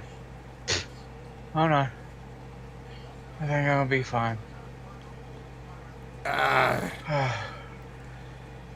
So, what happened to ye after you wouldn't cross the ravine there with the rope? You just had to go walk around the long way, didn't ye?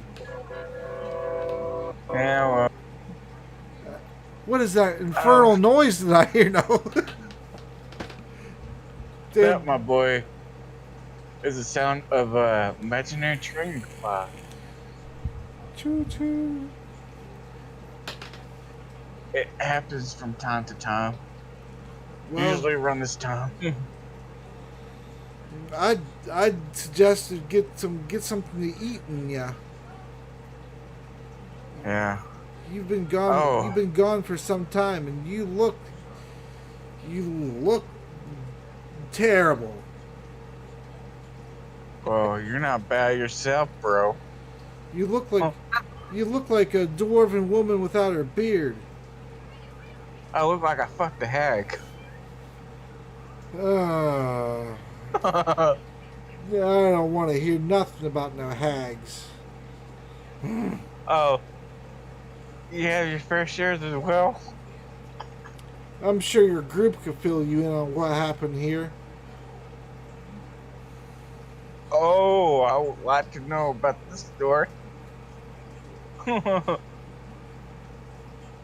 And Doctor, since you're the only one that took part in what happened here, that would be up to you. Doctor's like, Well, Fox Dawn, you're done with your bath now.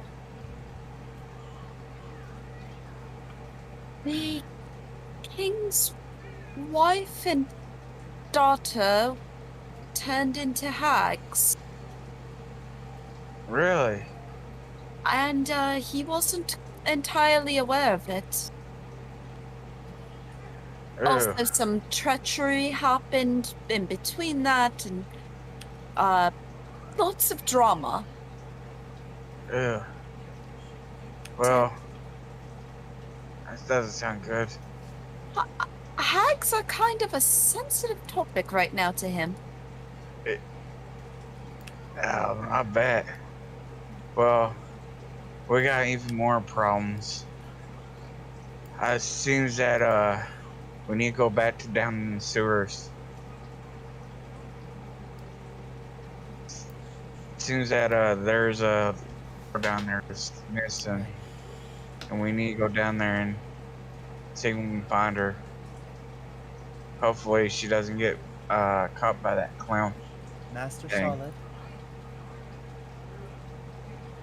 There's Hey. other pressing matters. This is Raikou. We have found where the demons are coming in from. And they have summoned a very giant demon that we were able to get away from. That's not good. If we ensure that no more demons come through, then we can take care of any demons that are still laying underneath Coventry and actually save more people. And don't forget those, King Jorgen says, don't forget those Voozle cults, too. Yeah. The demons seem to have came because of the Voozle cultists that we've been chasing. The ones that Katrina had barred away with runes in Mordavia. We spent the better part scouring the sewers, but we have found another entrance that could get us closer. If my rope is still there, we should be able to climb up the ravine and see if we can find the portal and or the demon. Sound like a plan.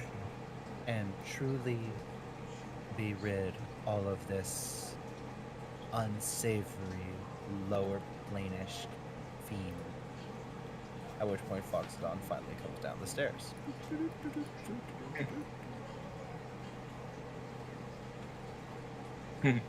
So I'm sorry to say it, but your little adventure to look for a singular girl should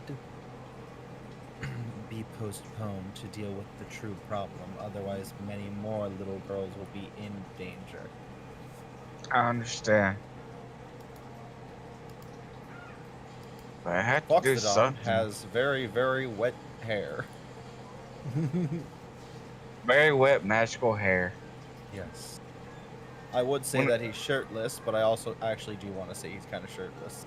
Mm-hmm. And whenever he's waving his hair, that song Careless Whispers playing by.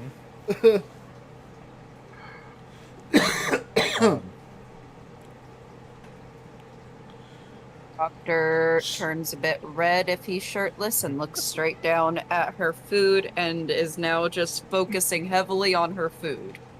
May I get some servant help? I wish to do some laundry. Who are you saying?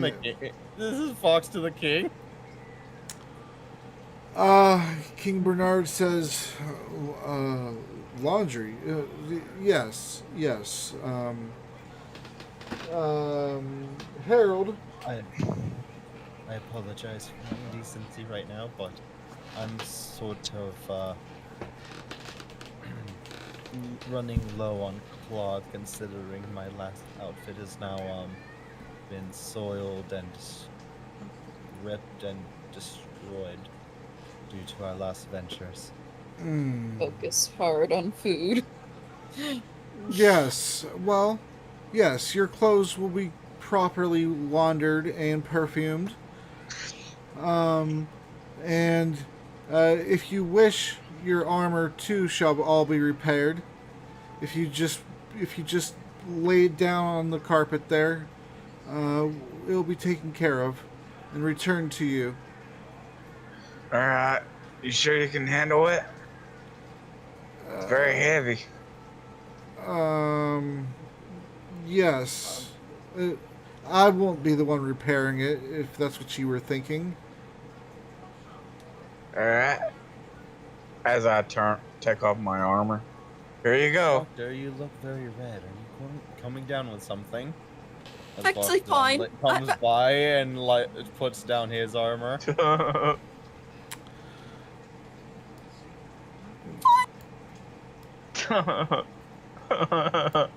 And then King Bernard says, Jorgen, I overheard you say something about, would you say Vuzel? Vuzel Cultus. Yeah.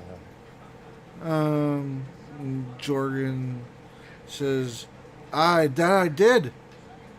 They were, well, they were a cult. Demon summoners from Mordavia. Well, I don't know if they were from Mordavia, but that's where the cult is, or was. It's a long story. They all know the story better than I do. Seems to be following them around where they go. And King Bernard, you have my undivided attention. Will someone tell me what he's trying to go on about? It was the village of Mordavia, right? Mm-hmm. The village of Mordavia, in the valley of Mordavia, Mm-hmm. was housing, or shall I say, sealed away, a demonic death cult, only known as the Avuzal. They are horrible, horrible death cultists that transform their victims into one of them through horrific, soul-wrenching magics. As he says with a slight bit of PTSD in his eyes. They have escaped and How? through the actions of one very arrogant farmer. Or ignorant farmer. To save a life. So, in other words, whether you meant to or not, you were trying to say you freed the Avuzal cultists? Yes. And that is why we have demons currently in the sewers and underneath? Seems like they have gotten further than we first expected. That's actually how I know in Jorgen. After the events happened there, my group ran to Stonewall to warn them of the incoming possible invasion, and we helped defend and protect Stonewall. And I was to reward you with magic items from my personal vault for destroying something set upon my lands by you yourself? I did not know at the time that the Avuz was the reason for it. Otherwise, I would have gone down there willingly. Well, actually, regardless, I was planning to set out into the sewers today. Back down so soon. I hope you have a backup set of armor then, because as I just previously mentioned, I think you misunderstood. And after I understood that underneath the streets of Coventry, once I understood that underneath the streets of Coventry that there was a danger afoot, I was going to try to venture down into the sewers, either alone or with my group, to help quell this before even you knew about it. It wasn't until the actions of Solid that gained your attention of of it that something was actually done about it. Or I could. I see. And what do these demons have to do with Martin Lesuer? Well, you see, if we understand this correctly, on our journey to trying to stop the Avuso cultists, um, even before their release, they were being led by a woman by the name of Katrina, or so we thought. Katrina is trying to stop the cycle of Avusals that come from the bloodline of Erasmus, the wizard. No, Erasmus, he's always been good to us and our people. We consider him and the Wizards Institute allies. So you're saying Erasmus isn't a Vuzal? His lineage harbors as the host or vessel for the Avuzal demon or entity, which has been locked away, and for unknown reasons as of now, King Jorgen's listening on intently. Has skipped his him in generation. Katrina, who we are trying to save now that we know a little bit more information, what her body and her soul is probably trapped within the Shadowfell by one Count Vampire Strahd von Zarovich and Vec God of Death Vecna. Oh. If that is true, and she's enemies with them, she's lost. She's a lost cause. She's long gone. But she may be the only one that can truly stop all the Avuzals. And that's where my journey is taking us now. Where our journey is taking us now. And King Jorgen, after listening to this, he looks like he has something to say, and then he finally does Erasmus know all of this? I assume. I'm sure that he's knowledgeable about many of this stuff, but at some point or another, I think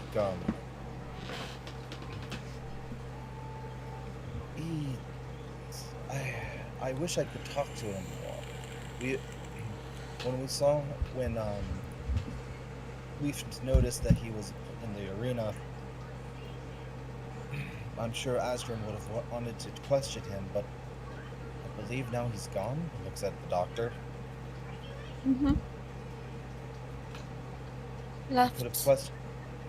For we really do need Katrina's knowledge and, I believe, Erasmus's blood. King, both the kings, they're like trying to speak at one time, like interrupting each other, and King Jorgen says, finally, he kind of dominates the conversation a bit, and says to you, Doctor. Now, did Erasmus say where he was going last? It was back at the school, wasn't it? You're asking me now, out of character? Yeah.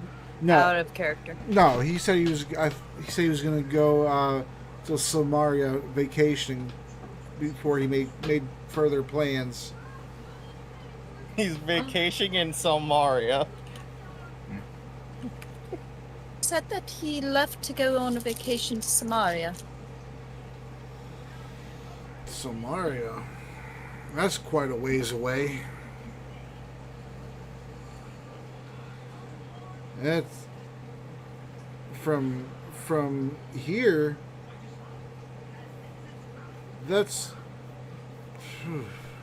It's 3 months' travel from Miller's Crossing, anyway. And King Bernard says, "Yes, our port just in the starting phases now. It will not be ready anytime soon, and with ships even farther off than that. If you're trying to get to Samaria, Miller's Crossing is your best bet. I doubt those slavers in Barrowmorn will spare you a ship." Okay. Which one are you speaking to? Bernard. Yes. If you do not wish to reward me, that is fine. But don't take that away from the others.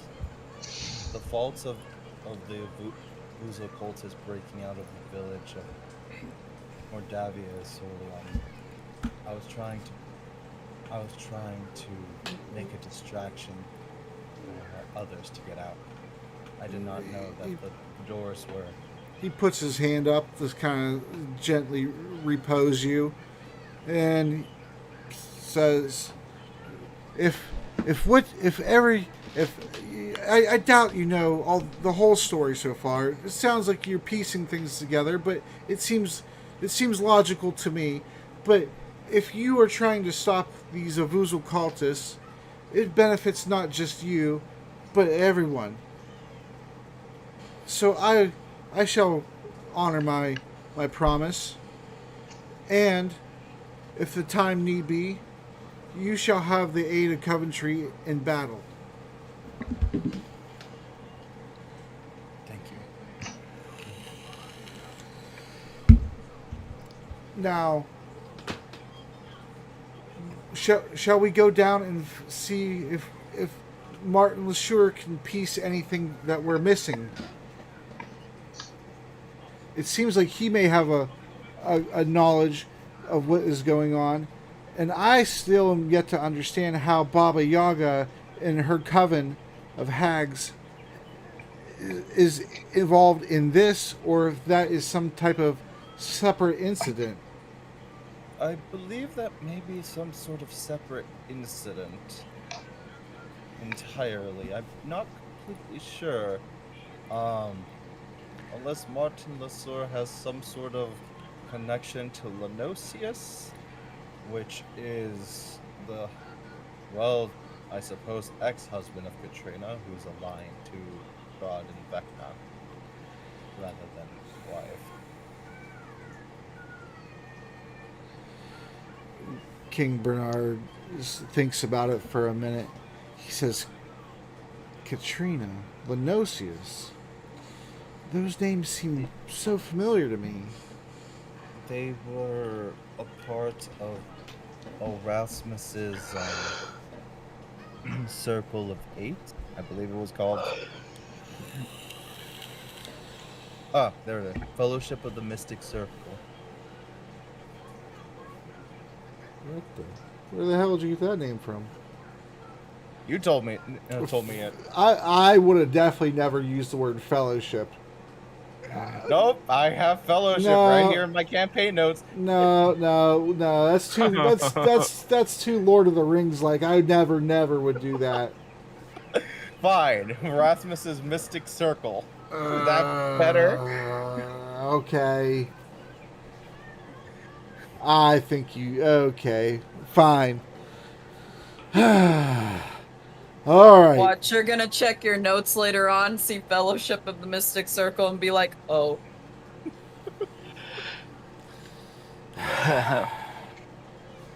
We shall... Lenosius is awake, Jorgen had said. Yes, Jorgen says. Yes, he's awake and doing a little bit better for right now. But out in town, I can tell from the people who've watched what happened in here, they wish for his head. Oh. If I may speak, Your Majesty, this is Raikou. Yeah, I could tell. Whilst I'm not sure if you may have got reports, but whilst the events that were going on in the castle, Coventry was attacked and Who by? Baba Yaga. What? She was here, but she fled. To where? Where was it? Like, you said north? I think. It was to the To the top of the castle. It was to the top right To- parapet of the castle. To the top right parapet of the castle? She's here? Guards! Guards! Search! Baba Yaga, she's not allowed in here. Give your lives if you need to. For There- your lives shall be forfeited possibly anyway if I did not give you a reprieve. Now go! Wait. Baba Yaga may be in disguise like the two hags were disguised as your wife and daughter. Everyone should be questioned. Who would wear Baba Yaga as a disguise? King Jorgen says, ugly wench. They were disguised as your wife. That's It might be one that's of the a- guards. one of the what would you have me do?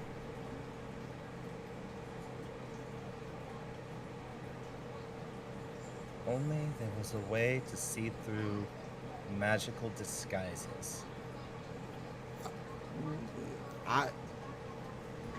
I do not have such Thank you for the powers. follow. Mwah. I do not have such powers. Have your insurance on.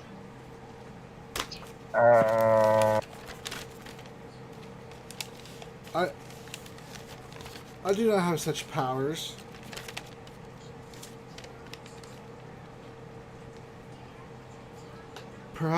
Perhaps the court wizard shall determine that. It will have to do. But you should make sure that nobody leaves or comes in anymore of the castle proper. You don't have any more. Be right back. Okay.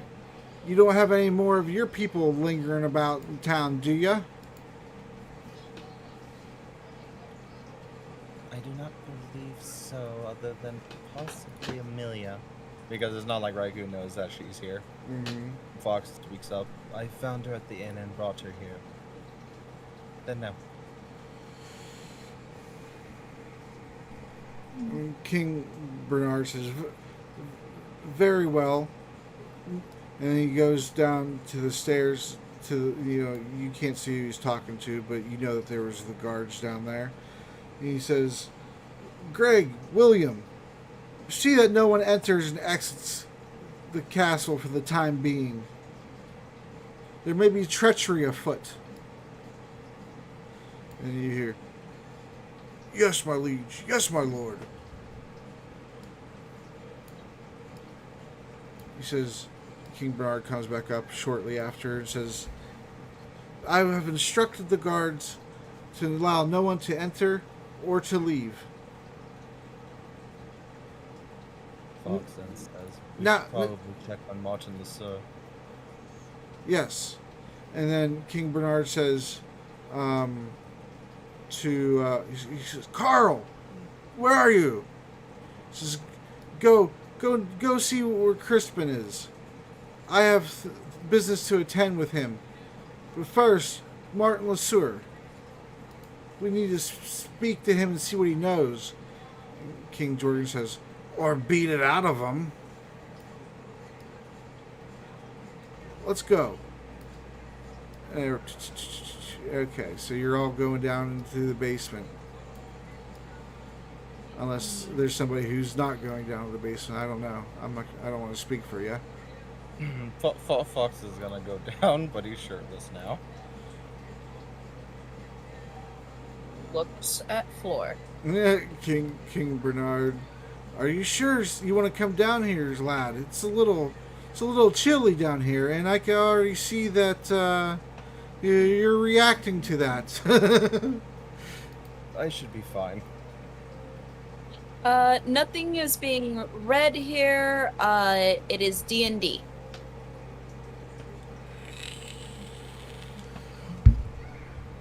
All right. And so, Solid, are you still there?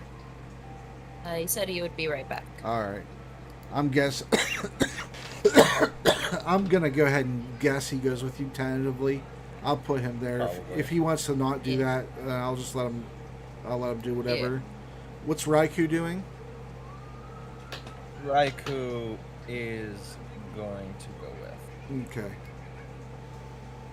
All right, and then Amelia, she's still, sleeping off her drunkenness.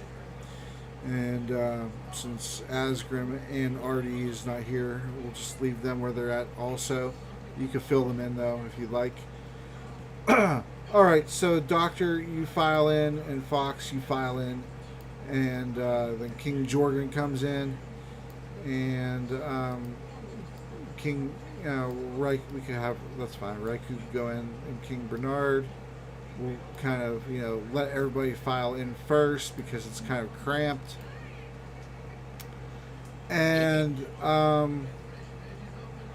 King Bernard says to you, Doctor, since you are in the lead of this group right now. King Bernard says, open his door.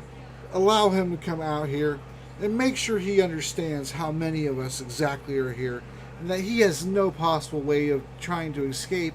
And if he does, he'll be executed post haste. We need to speak to him.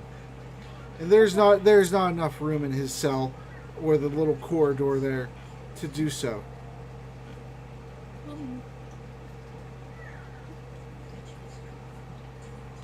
Those will go in. Yeah, Jorgen hands you the key, brass key, and you go in.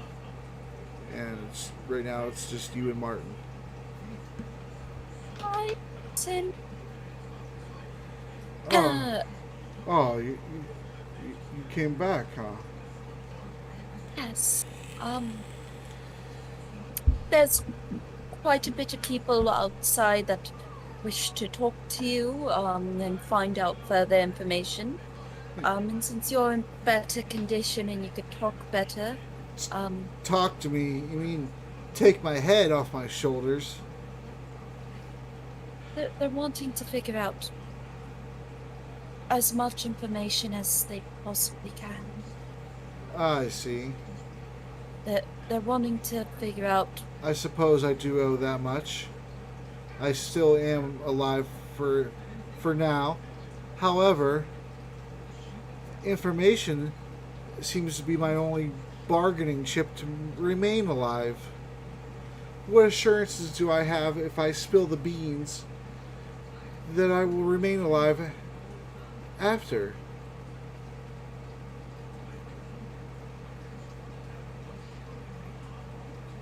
Has the king assured my safety?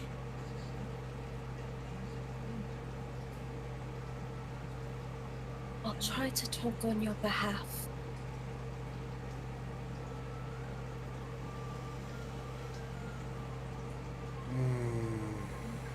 Very well. I will trust you. For now. Shall I go first, or shall you? I'll go out first, and you can follow suit. Very well. So the doctor will come out of her cell first. All right. His cell. Mm-hmm. All right. And then Jorgen backs out, and I'll put Fox right here for now, so there's room for everybody. Bernard says, "Bring him out here where there's more space and more light, so that I may see him." kind of walks this way and leads him over here. All right. Martin Lesuer comes out and says, a little bit snidely, but, not too much. My king, how may I be of service to you? King Bernard says, he turns around and says to everybody, you all are entitled to have one question for Martin. And Martin, if you do answer, and I feel like you're being dishonest, I shall let the mobs outside deal with you. And I assure you, their treatment of you shall be far worse than anything I could possibly imagine. King Jorgen says, they'll do more than take your head, lad.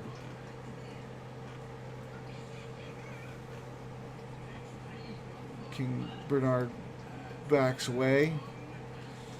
Solid, are you there yet?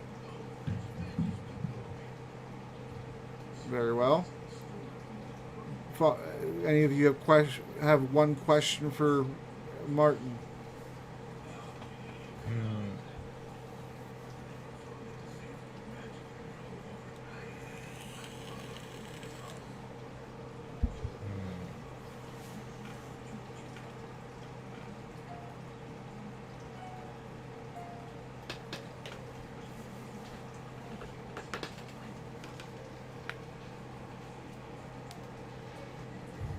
You can think. You can take some time to think about it. That's fine.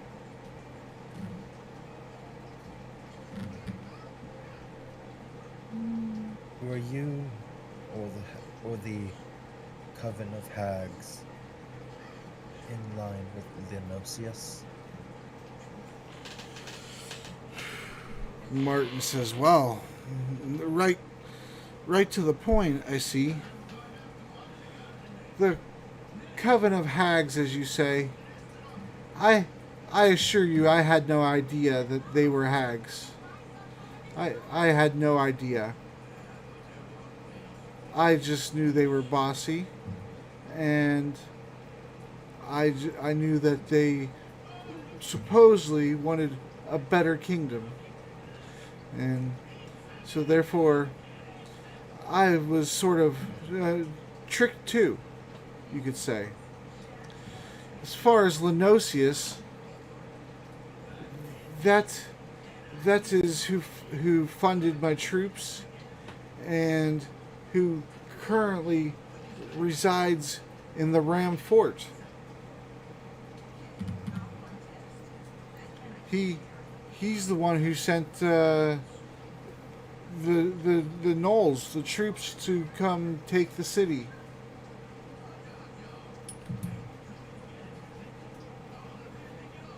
Which doesn't seem has happened, actually, now that I'm out of the jail cells and can hear more clearly.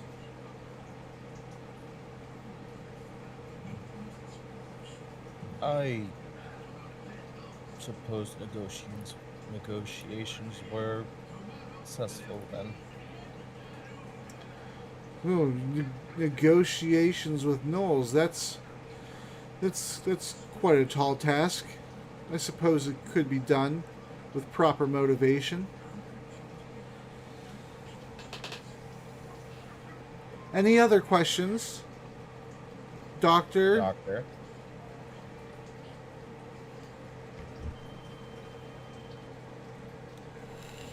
Let's explain your entire plan. That's not a question. That's a demand.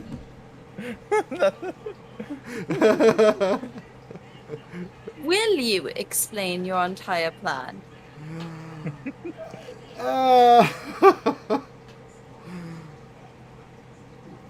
Well, as I said, I was under the impression from the Queen and by default her daughter, or well, I don't know if that was her. The Queen and the Princess. I'll just refer to them as that, because That is the first time I've ever seen vile creatures such as those. So it's just easier. The queen and the princess assured me that the king was losing his mind from old age and refused to abdicate the throne, and that I must be the one to do something about it. That was the plan. Lenosius was supposed to help me do this. And the way that he helped me do this was through those gnolls, those flea-bitten mongrels. Those were not my troops, but I suppose they were on loan. I see. As for why Lenosius would want to help, I could not know. He's not even from here. He's from Dalia Carnassus. I have no idea what he would want for me to be in charge of Coventry, as they are on two different continents and could not be further away from each other. Well, they could, but suffice it to say, they're far enough apart from each other that they have no rivals or enemies or common allies, I believe. But they both could be staging points and supply routed to each other. Yes. Suppose that is true. But to what purpose? They are both two different parts of the world, right? Like they're both on two different continents, Yes. right? Yeah. And But supply lines As- for who and to what purpose? well, the first thing is trade. I'm sure that there are products and services here on this continent that can't be found on their continent, and vice versa. Yes. That would be true, but Lenosius is wealthy enough, and I've never known him to be a merchant of any sort. He could pretty much acquire, pay somebody to acquire anything he wishes, I'd imagine. He does have his own fleet. Hey guys, Yes. Yep. unfortunately I have to leave right now. Oh. I have to go to the doctor, so Oh, okay. Alright. Okay. They're questioning Martin Lesuer, and it was your turn to ask a question, but that's fine. alright, All right, man. sorry. That's fine. See you in 2 weeks. Alright. Alright. See ya. Take care. See ya. All right. So where was I? Oh yeah. Martin Lesueur is wealthy. I dare say beyond the wealth of this city or yours personally, your highnesses. If there was anything that he wished to acquire, I imagine that he has contacts that would be closer and would be able to acquire it for him faster. He does have a few ships. I do know that, but I don't believe they're merchant vessels. Ships still take time to travel.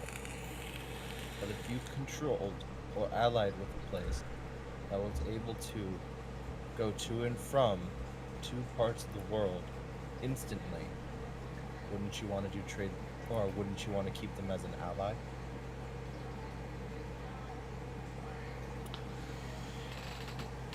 I suppose, but what would be the political significance of him choosing Coventry specifically? When he could choose He could have chose Mordavia, for instance, or Mithril Hills, or even a city like Miller's Crossing, which has very few guards, yet has an abundance of resources to build more ships. And There has to be to something significant here. Doesn't have to. Think about it. If the if he is in line with Strahd, Vecna, Vuzor, then the Valley Modavia he technically already has a foot in, wherever they may be. Strahd So that- Vecna, Martin says. Don't worry about that right now. Okay, very well. If that's the case, then he doesn't have to worry about the Valley of Modavia. And since Mithril Hill, since Stonewall is so close, he doesn't have to worry about that either.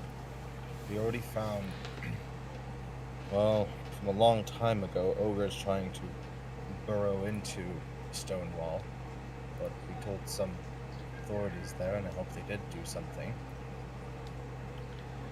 King Jorgen says, I assure you, our dwarves are vigilant.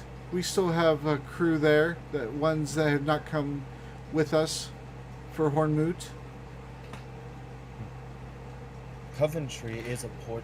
And may I interrupt you, Sir Foxdon?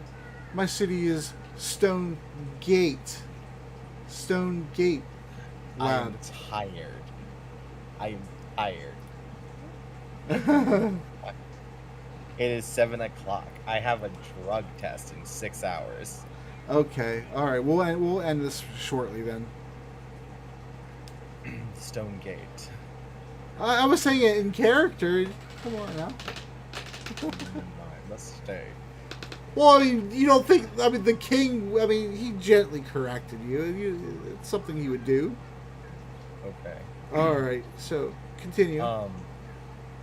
Coventry, being one of a large city and a port city, sees many kinds of people come in and out. And, well, the sewer systems are vast, going far into the forest. It's the only way we were able to get actually here to Coventry so fast from dealing with some trolls within the forest. King Bernard says, "True, Coventry will be a port city, but it is not yet, and these plans just have sprung into motion recently. How would Lenosius know of those plans?" He's rich, wealthy, connections. Them damn couriers. Third, well, we now know that deep underneath your city is other denizens, which he might, in a funny way, Coventry is in the middle of many possible allies, resources, trade routes, and could be a staging point for a various number of things.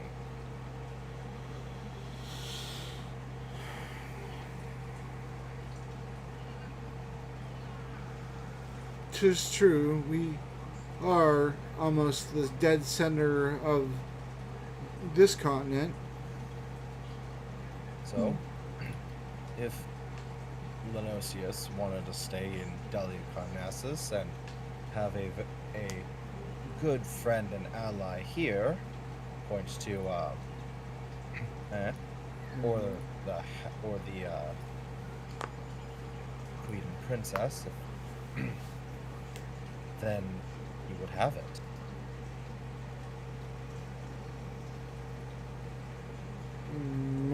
Martin says,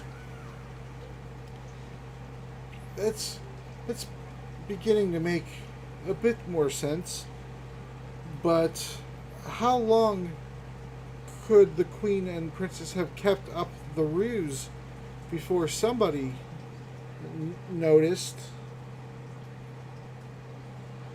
I suppose since they kept it up for so long, indefinitely maybe, but that that doesn't seem very likely.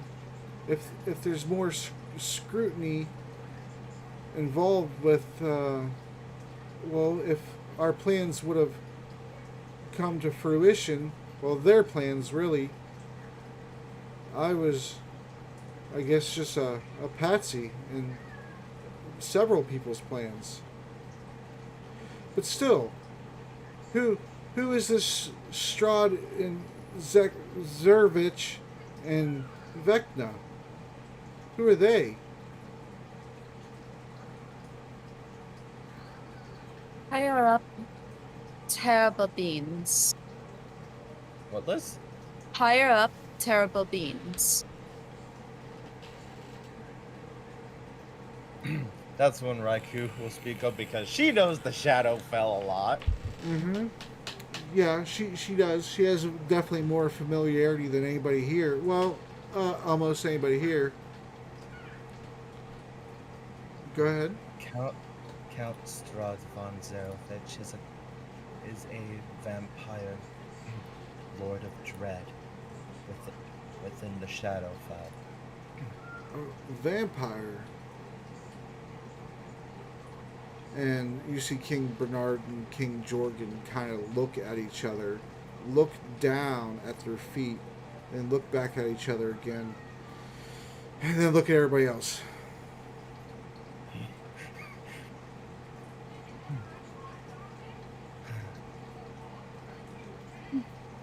The the Valley of Barovia is one of the oldest and well-known plains of dread in the Shadowfell.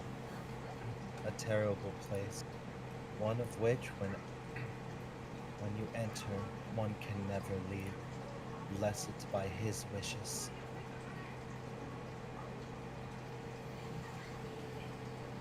So, how did this Katrina person leave? Well, Probably allowed her. Katrina was one of his turned vampires.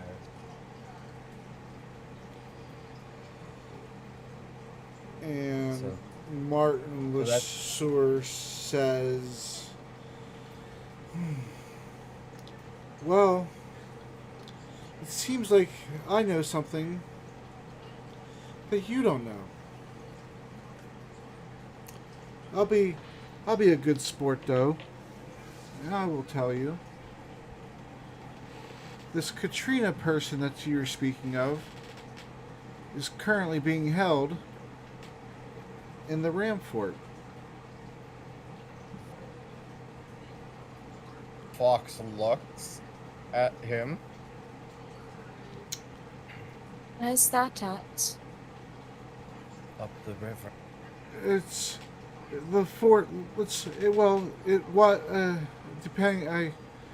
It's up the river. Yes, it is up the river.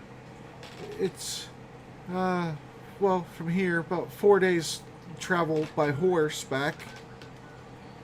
So we can go and get her. The She hasn't I- made it to I've- the Shadowfell yet. I've only seen her a few times while I was there. Lenosius was very adamant about her being away from other people. There's, she's in a cell. She's being held. It seems like against her will.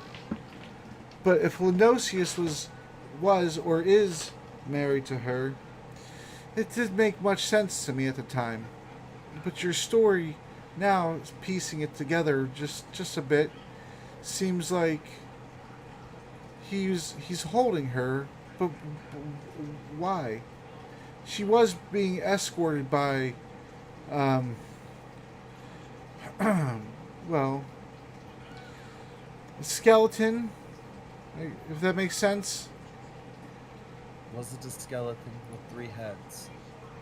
Well, he had 3 heads originally, until Lenosius took a few of them off for him. He's no longer in the role of the unliving, living. I don't know. Either way, he's no longer able to speak or move. If you understand what I'm saying. That creature, undead, was a skull lord sent by Count Throb von Zarovich to retrieve her. If Lenosius intercepted or interrupted it, then perhaps there's more to this story than we know.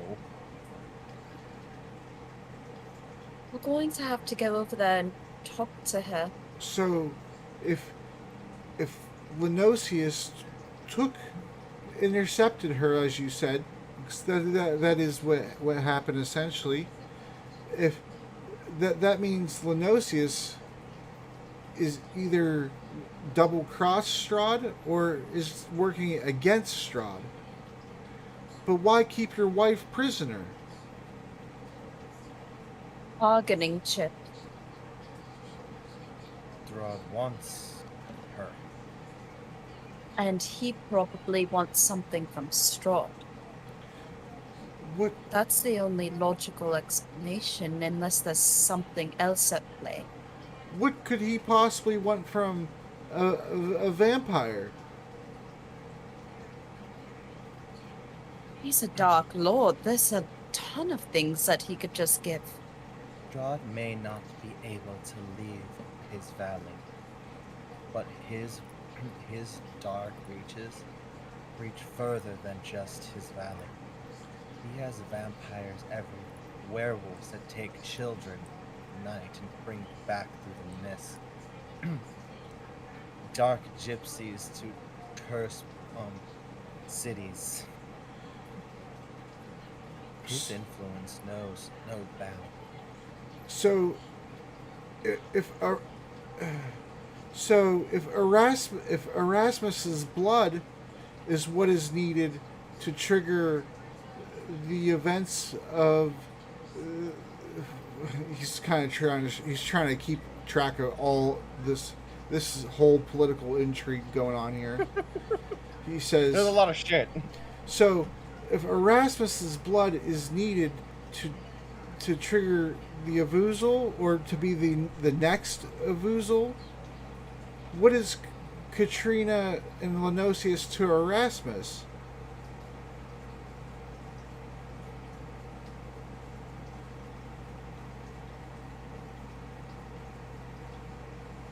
Or are these unrelated events that you're speaking of just at one time?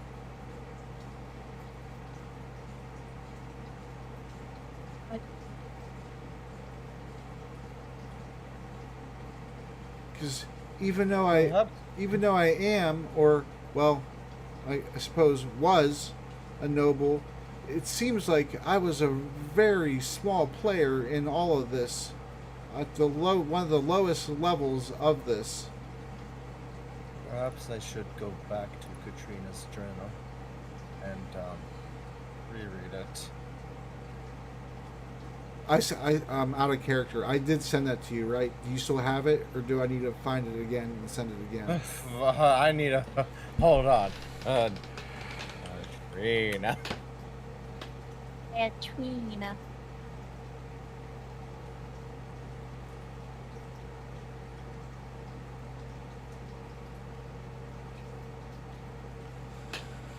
Yeah, perhaps I went a little bit too hard in the paint, huh? With the political intrigue. Sorry. I wanted the campaign to be amazing, and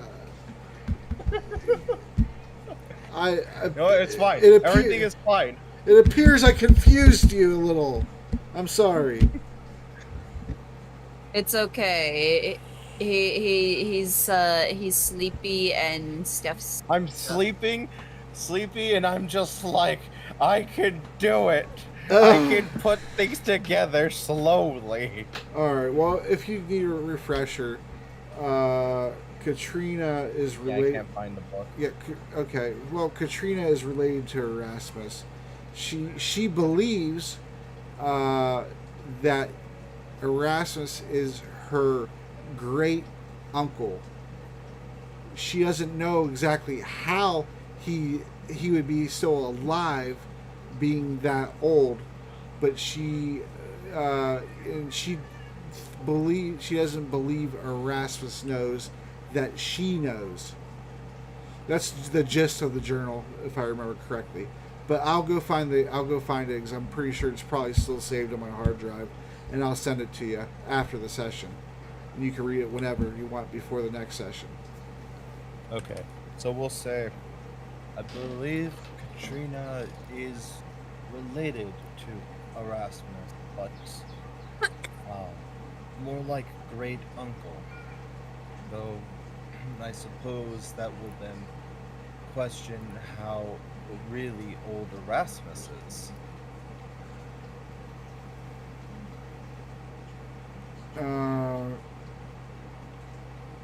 King Bernard says he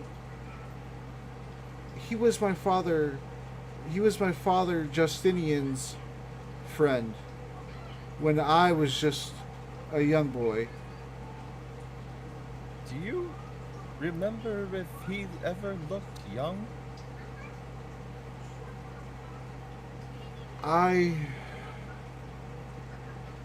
Honestly, I don't believe so. I don't think so. He's always kind of had the kind of grayish white, wiry hair and just a scraggly beard. And King Jorgen says, I've known Erasmus. Coming to think of it now, I've known Erasmus for at least 200 years out of my 264. So Erasmus is much more older than all of us really suspect. He would have to be. And he would have to not be her great uncle, but something even further back than that.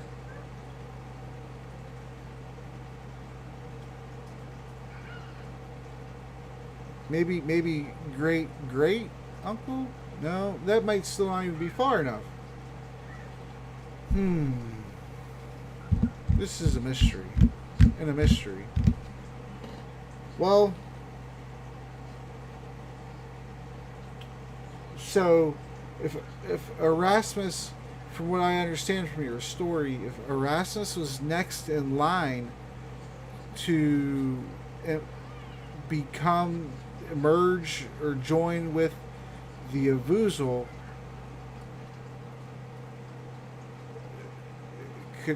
does Katrina know about this? Yes.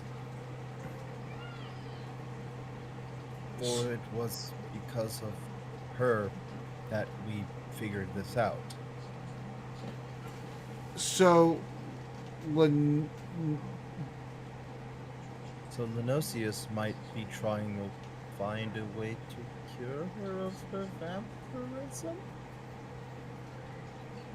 or that could be, if he knows that Erasmus would become the Avuzal, and he knows that Katrina was trying to stop the Avuzal from happening by him retaining her in a cell against her will. Wouldn't that mean that he would be trying to bring about the About Avuzal? the Avuzal. He's trying to cure her of vampirism. So, To use Katrina's blood to have Erasmus turn into the next Avuzal and release it upon the world. this is beyond my pay grade. Sounds like you got into a bit of a pickle here. All from trying to save somebody from the village in Mordavia. That's Well, there were, because of my actions, more cultists got out. I already previously actually encountered them close to the swamps next to Grammondale before that, but they were all just so in small numbers. so. Did they summon the noise, the sound, that the portal noise we heard down there, or Yes, was that already there and they just reactivated it, or did they create it under the city, and for what purposes under the city? Why not in the city? I believe that there might have been something already down here. There was a woman, Martha, that was trying to tell us something, but she was silenced before any information could be brought out. King Bernard says, I do know that this city was built on the ruins of an elven city. As far as going down into the sewers like we did, and then underneath the sewers, that is the first time that I've been down there, and especially under the sewers. There was a oh, yeah, there was. Well, there was a statue of Loth there. The Spider Queen, who does lay within the spider pits of the abyss. So she has many demons.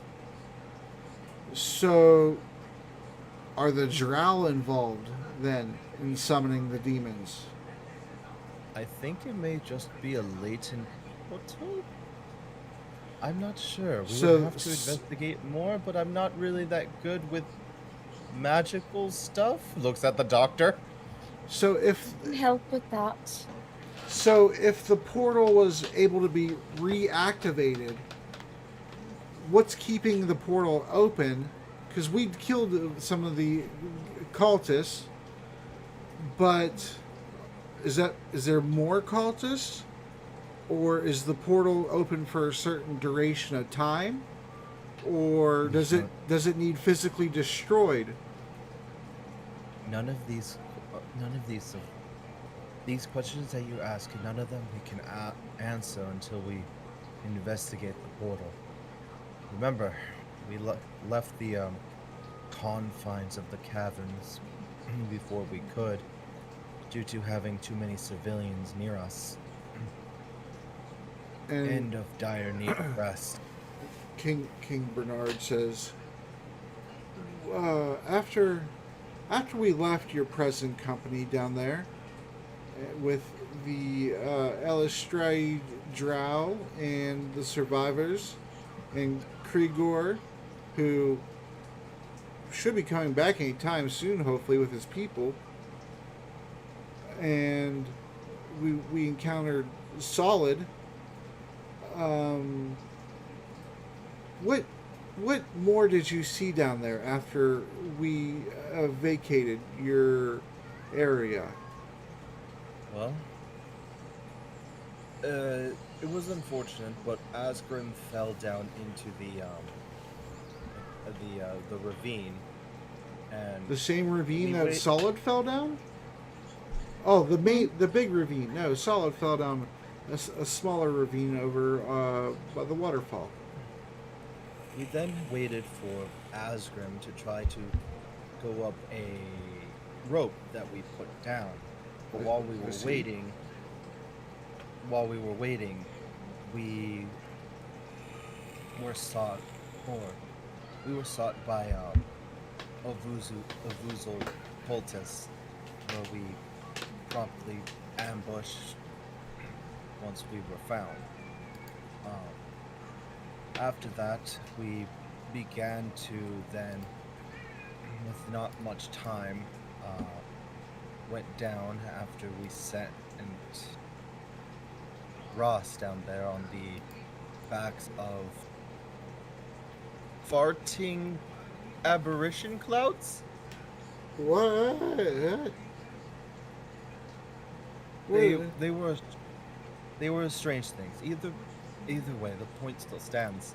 We waited for possibly Ross to find Asgrim, but when both of them did not come up for a good time, we decided to descend down the rope ourselves. Once we got down there, the noise was so unbearable that it stopped at some point.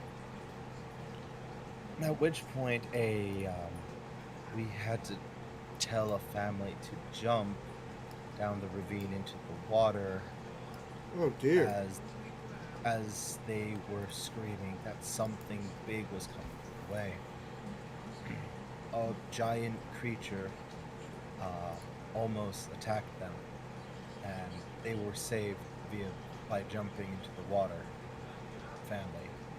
We then, quick as we could, tried to find a way out of the ravine, where we then found the tracks that Asgrim made, which brought us to the beach southeast of Castle Coventry, Doctor, roll a perception.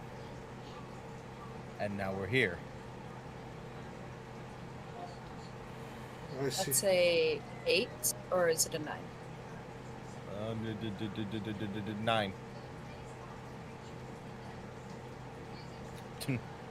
You hear the sound of the door that everybody went down to come into the basement close, and after a moment, you're able to see Asgrim coming around the corner.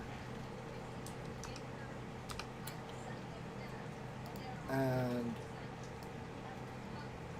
he comes up to you and he says, I figured you all would be down here. I can't do his voice. Sorry, I just can't. Because then it just would make it sound like I was trying to make fun of him, and I don't want that. So, but he says, figured y'all be down here. Glad to see everybody's awake. Solid, and Solid, of course, isn't here to respond.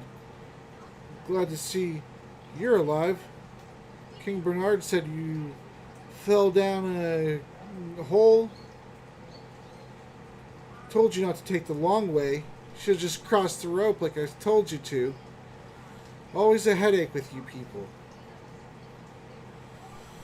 He said, well, I went and spoke to the Knolls yesterday, and when they agreed not to attack the town, and I led them to where the dragon, we encountered the dragon down there with the troll cave.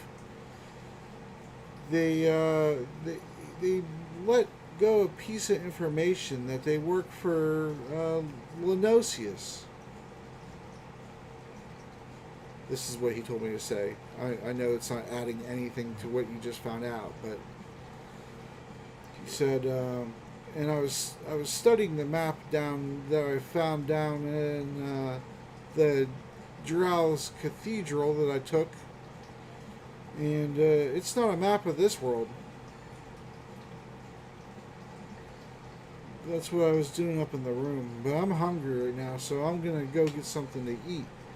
You guys, you questioning that Martin Soar guy, huh? Did he tell you anything good? We're still piecing a lot of things together. We'll let you know when we get a little bit more of the full story. Perhaps you'll be able to piece everything together then. Perhaps. Hopefully. I'm gonna go grab something to eat in the kitchen. I'm hungry after that horse riding. I'm not used to that. Shirtless fuck. Yeah, what are you doing without a shirt in the basement? Or even just anywhere in the castle without a shirt, other than, where you're supposed to be in places that you don't need a shirt for. No, my shirt is very, very destroyed. And King Bernard says, oh yes, Asgrim, if you want to place your armor up in the Great Hall on the floor, it'll be tended to, make sure that we, clean it and, make it nice and shiny and take the dents and dings out of it. Fergus isn't here any longer, unfortunately. And they kind of looks at Jorgen, looks at Bernard. You kind of see he looks a little bit angry by that statement for some reason. But we'll be able to repair your armor better than it currently is. It's holding on by a stitch, and we shall take care of it and make sure that it's nice and proper and smells good for your future adventures. It shall be ready later today, I imagine tonight. Feel free to go to the kitchen and make yourself comfortable. You can see Fox did, since he doesn't have a shirt on. The doctor has arms folded and has pissy, pouty face. I'm not going to actually say anything to Asgrim at this point, because Asgrim's not here technically. Yeah. But she just has pissy, pouty face and is letting him do his morning routine before he, before she talks to him. Okay. Yeah, and he out of character, Gila said that if you had any role playing to do with him, to just put it in the D&D chat and he would reply through there. So if you want to do that. Basically, when he's talking and stuff like that, she's just gonna have pissy, pouty face at him, and basically, I'll roleplay it with him, next time. Okay, no problem. All right, so he heads back up the stairs, and you hear the door open and close. All right, so go ahead and get back to what you're doing.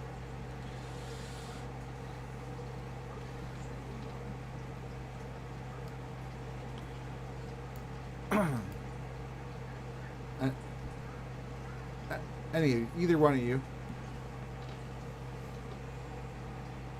Fox was doing the lead talking. I forgot what was my lead talking. So okay. All right. Anyway, goodbye. Right. There's lots of tired. It's 8 o'clock. I got literally 5 hours left now. Okay. All right. Well, we could continue. You continue this next time. You could pretty much give a synopsis if you'd like to. If I remember the synopsis. Yeah. Okay. My fucking ankle. All right, man. Go get some sleep. I'll catch you guys later. Everybody, thank you for watching. For those of you on YouTube, oh God, I hope it's not like a year until you see this. I'm gonna try to speed up my editing. I'm gonna finish up I actually put 2 episodes together in one edit, so this way I can get it out faster. Let's see if it is a year. Today's date is 8/13/2021.